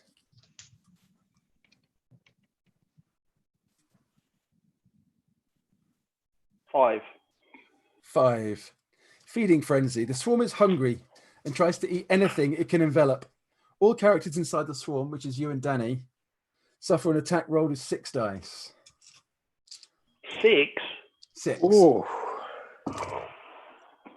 So, Pat, you don't take any damage from that. Danny, you take 1 point of damage, but your armor does try and mitigate that, but it's halved because these insects try and squirm under the armor or get into the cracks. So I think if you've got armor of 2, you get 1d6 to try and mitigate that. Roll the 5. Okay, so you take 1 point of damage to your health then, Danny. And these insects, they're about hand size. They're horrible, slimy, disgusting little creatures with little hairs all over them and very, very sharp teeth. Danny, it's the swarm's attack against you. Because that was the swarm's attack against Pat, which is basically attacking everybody. Okay. So roll a d6, please, Danny, and Okay. see what. 5. 5 again. They continue with his feeding frenzy. So again, it's another 6 dice attack. So Danny, you take another point of damage. Again, your armor, but halved, can try and mitigate that. Nope. No, so take another point of damage, and you get 2 points of damage against you, Pat. But again, you've only got halved armor to mitigate it. Yeah. 1d6, and I roll a 5. Okay, so you take 2 points of damage to your health, Pat. I am dead. Are you at 0? I am. Okay, you're not necessarily dead. You're broken. So roll d66 because you get a critical hit with that. But people might be able to rescue you. And excuse me, my cat is rolling something around on the floor. Next time. Go off again.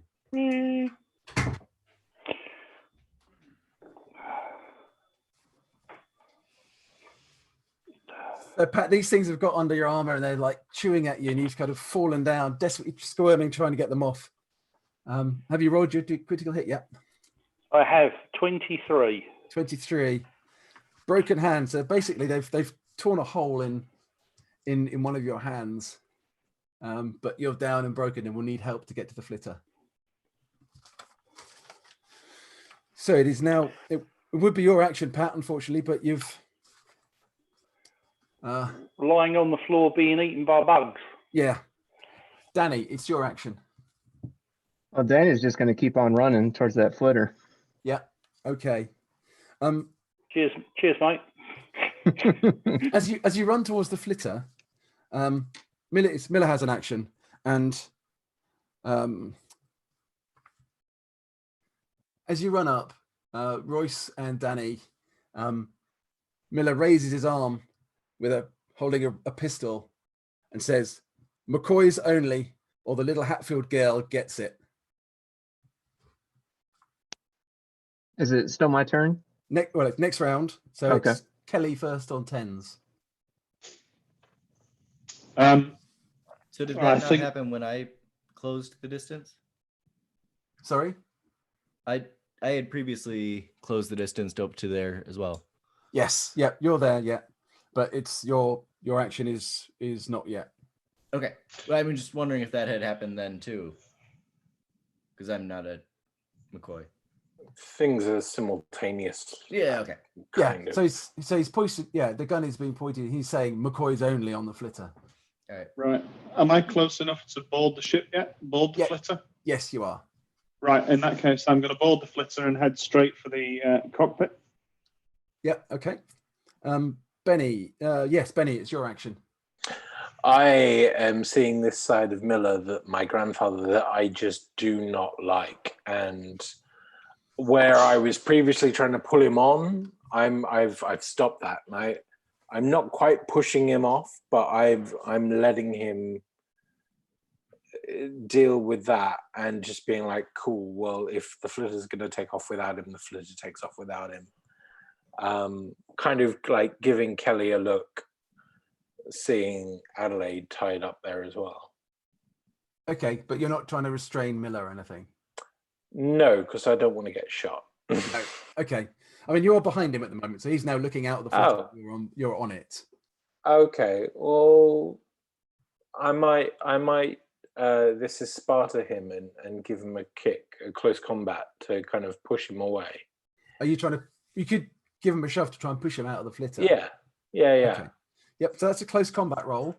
I'll give you +2 because he's not expecting it.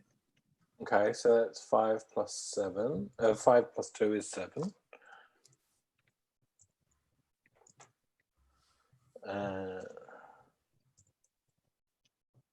I have 1 stress. I got 1 success.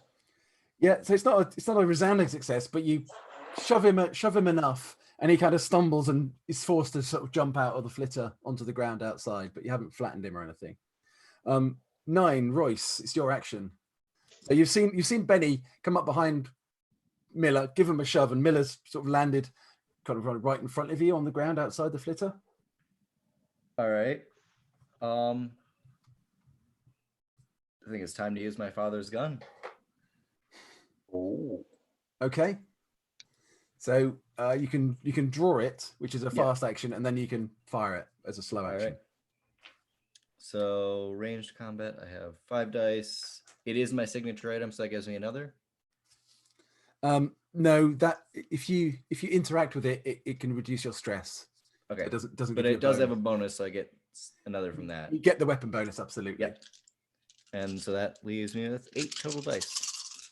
And you're shooting Miller, presumably. Yes. Yeah. 1 success. Okay, so what's the damage of the gun? Just a single.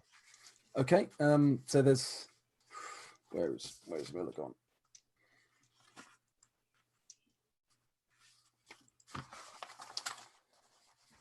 So you've hit him. You kind of winged him rather than anything else. But I mean, he's an old man, so it doesn't take much. Yeah, that definitely hurt him. All right. But that's your actions. That was your slow and your fast action taken. Thanks for the assist, Benny. So the next action is the insects. So they get another attack on Pat.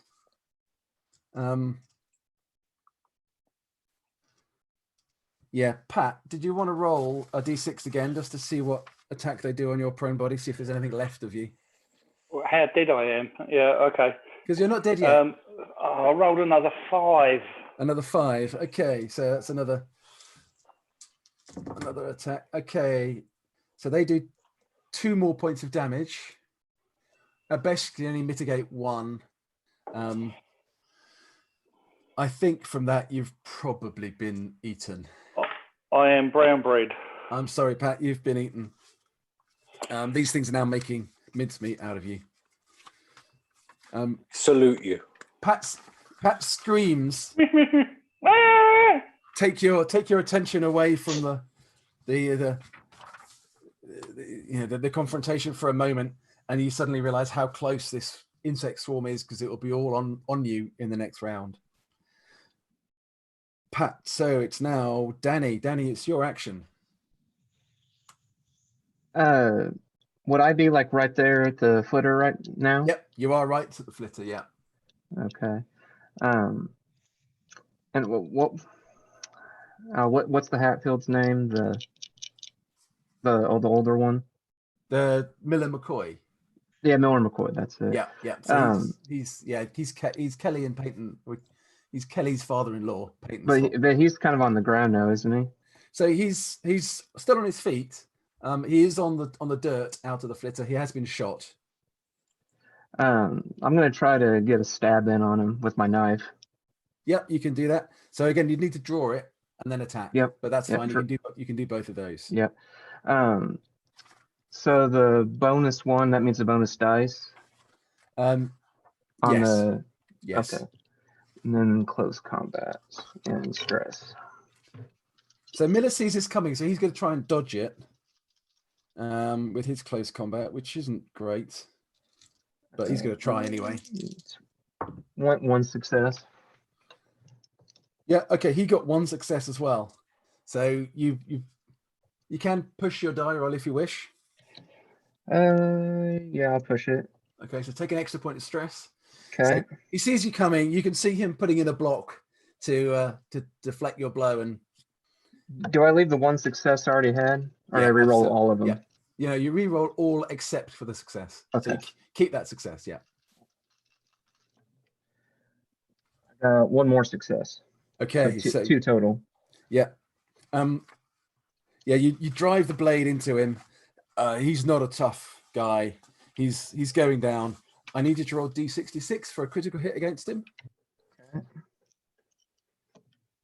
23. 43.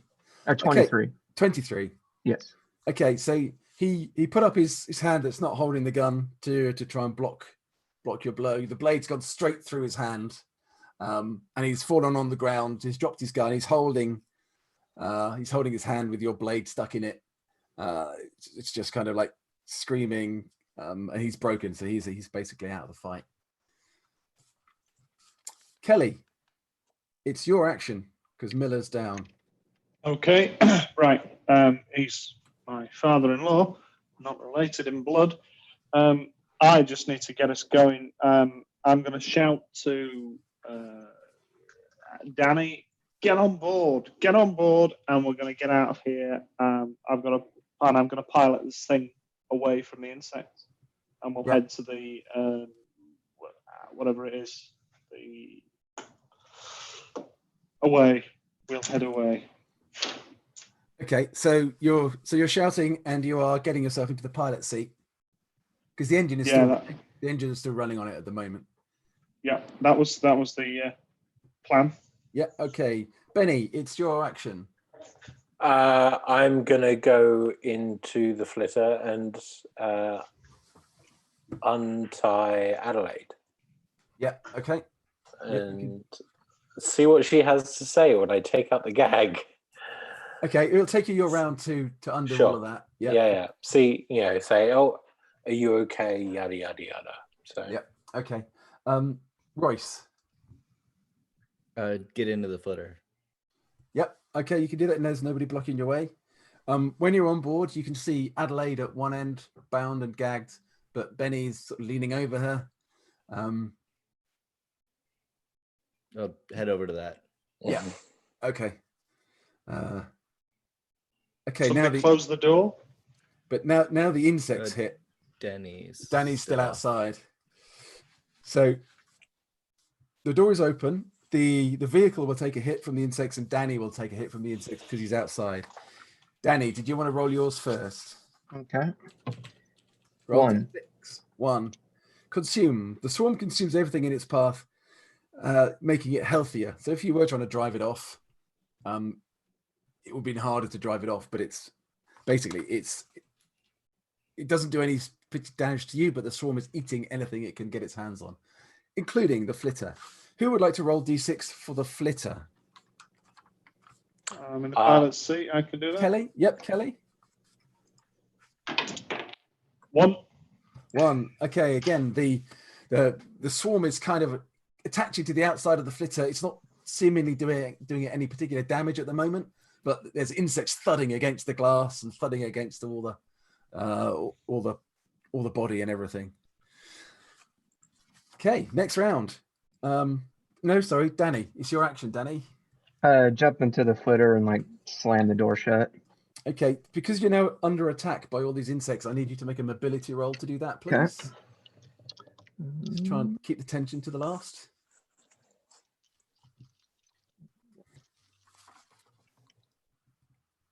1 success. Yep. Okay, you managed to leap on board, and in doing that, you can reach up and slam the door shut. You're inside the flitter. Yeah, everybody is except for Pat and Peyton. We're both dead.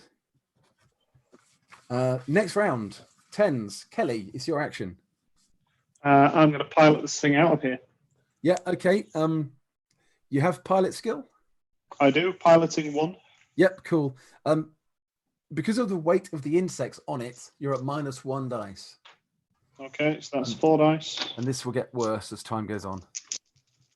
If we make it, okay, I guess we need to try and shake them off somehow. So add your stress as well, remember. I'm stressless at the moment. Okay, I don't know how that Fix that. Okay. Hey, I only had 2 stress, and then you gave us 20 minutes to relax, so that went. And then you forgot all about me. 1 success. Okay, so that's a success. It's not a great success. You do manage to get the landing Push gear. it. I'm going to push it. Come Yeah, on, okay. stress dice. Come on. You're all going to die. Push it. Another 2 successes. Yeah. What's that? 3 3 in total? successes in total. Oh, wow. Okay. I wish I had darkness points. Because there's a possibility 3 points should be some of you really surviving this. Okay, the flitter begins to take off. You do a really great job under the extra weight that's on the flitter. You do get it off the ground. You're gaining height quite quickly. Now you know that these swarms tend to be 10, 20 meters high at the most. And at this rate, you'll be out of that in a couple of rounds. But the insects that are on the flitter at the moment are going to make an attack against it. So roll d6, please, for the insects attack against the flitter. 3. 3. Okay, suffocating swarm. The swarming creatures are everywhere. The air is thick with them. Now, I think they are suffocating the intakes on the flitter. So you've got the engine is like coughing and spluttering, and you can hear the intakes tearing up insects. And I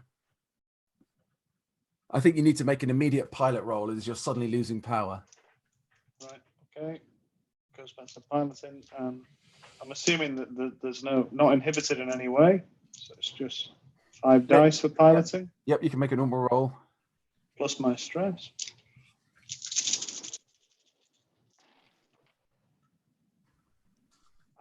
Not a single success.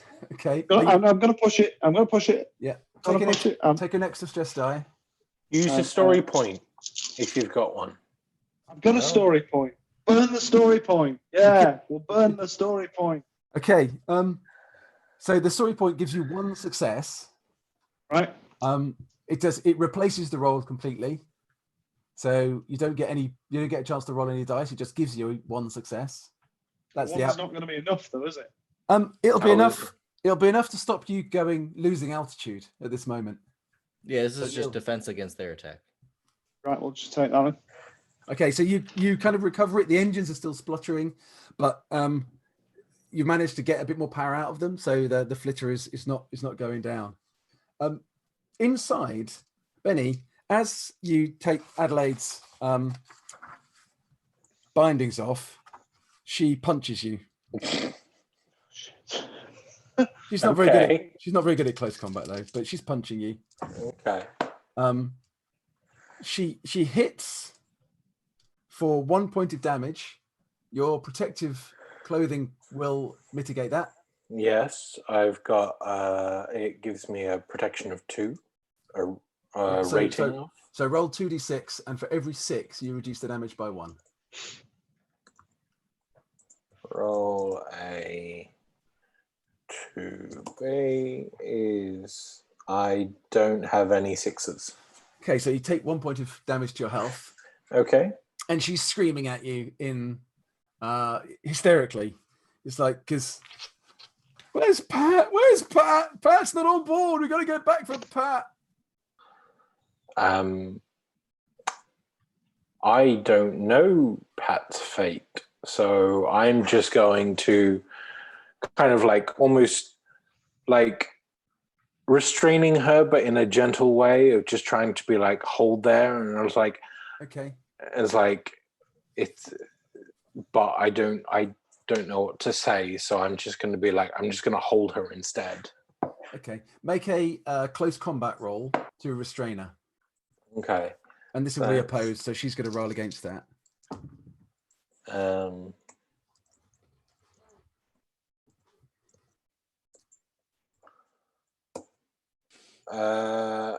I rolled nothing. I'm going to push. Yeah, okay.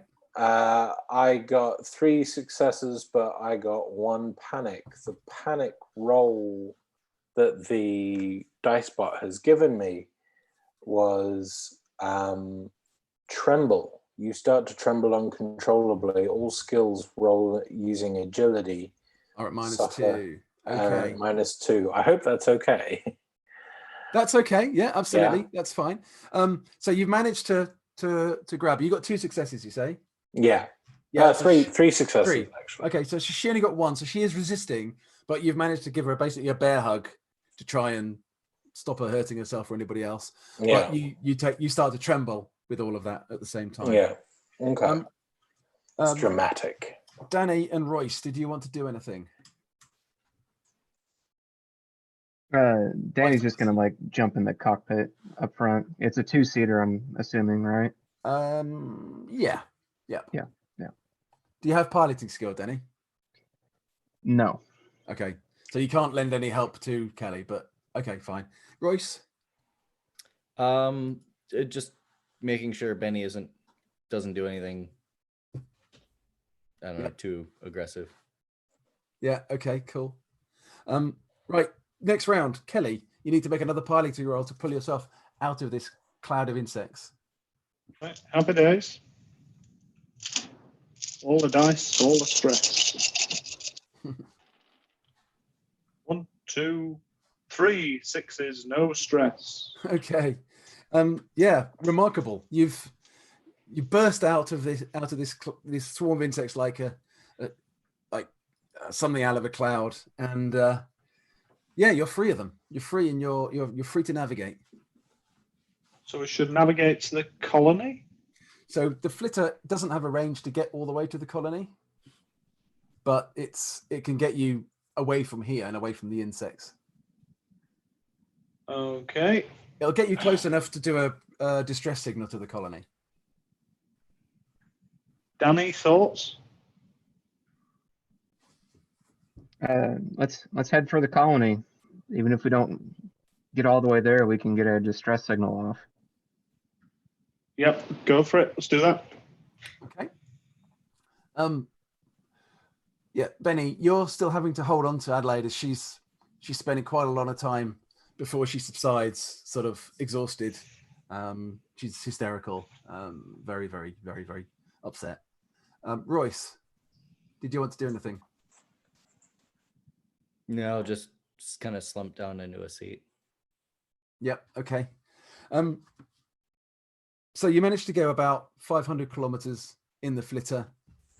As you reach that 500 kilometers mark, which takes you in the flitter about 4 hours, 3 or 4 hours, it can fly quite fast when it gets going. You can put in a distress signal to 13 Sisters. And then they, yep, you've had to land. And they say, yeah, okay, we'll send out a salvage squad to come and get you. There'll be a few hours before they reach you, and this is during the night. And unless you want to do anything, as the sun comes up in the morning, you can see a couple of bigger flitters coming in, obviously from 13 Sisters. Do you want? Yeah, I'm gonna really timidly use this moment to see if there's a bit of a romantic sunrise thing going on. Oh, hey Adelaide, why don't you come out and watch the sunrise with me? You're gonna need a super good manipulation roll here, Benny. Whisper sweet nothings into her ear as I hold her and try and calm her down. Yeah. I have a straight empathy of 4, no manipulation. So okay. Oh, you know what? No, I'm going to use my story point on this. This is going to have a happy ending. Okay, a story point only gives you 1 success, but it's not wholehearted. But she does kind of follow your lead and watch the sunrise with you. Okay. Until the flitters arrive, the recovery crews come and get you, for you to be taken back to 13 Sisters and locked up in the brig ahead of the inquiry as to what happened. And that's the point that we'll draw it to a close. Fantastic. Thank you so much. Yeah, my pleasure. My pleasure. Thanks, Dave. That was brutal. Thanks, Dave. That was awesome. Good. Thank you, guys. Really glad you enjoyed it. Yeah, nobody did anyone survive when I ran it before? No, I don't think I've had any survivors until this one. I must have been going soft on you. But I very much like your move, Kelly, Pete, on Peyton. That accident with the prod nearly got him in one go. And then Peyton, realizing that all was lost and that you were trying to kill him, decided to set the reactor to overload because he thinks none of you deserved any happiness. Oh my God! Secret message. And I went up to the top with Kelly saying to me, "We've got to do something about Peyton. He wants to be left alone." And I said, "Hang on a minute, we've just left him alone." And in the reactor brew, it's me thinking, I'm going to go out there with Kelly on my own and she's going to kill me. I know what's going to happen here. And then all of a sudden, it's like, Oh, she's not lying to me. It's me thinking, Pete's trying to fast one here. He's trying to get one over on me. And all of a sudden he goes, the reactor blows. And I think, oh, crap. Wow. No, good. Well, thank you, guys. Sorry I overran a bit. Worth it. Just a little bit. Yeah. Started late, great. though. Thank you. No, brilliant, guys. Right, I shall turn off the stream. Good into the weekend. And thank you Yeah, for anybody who was absolutely. watching. Yeah, and thanks, guys. I really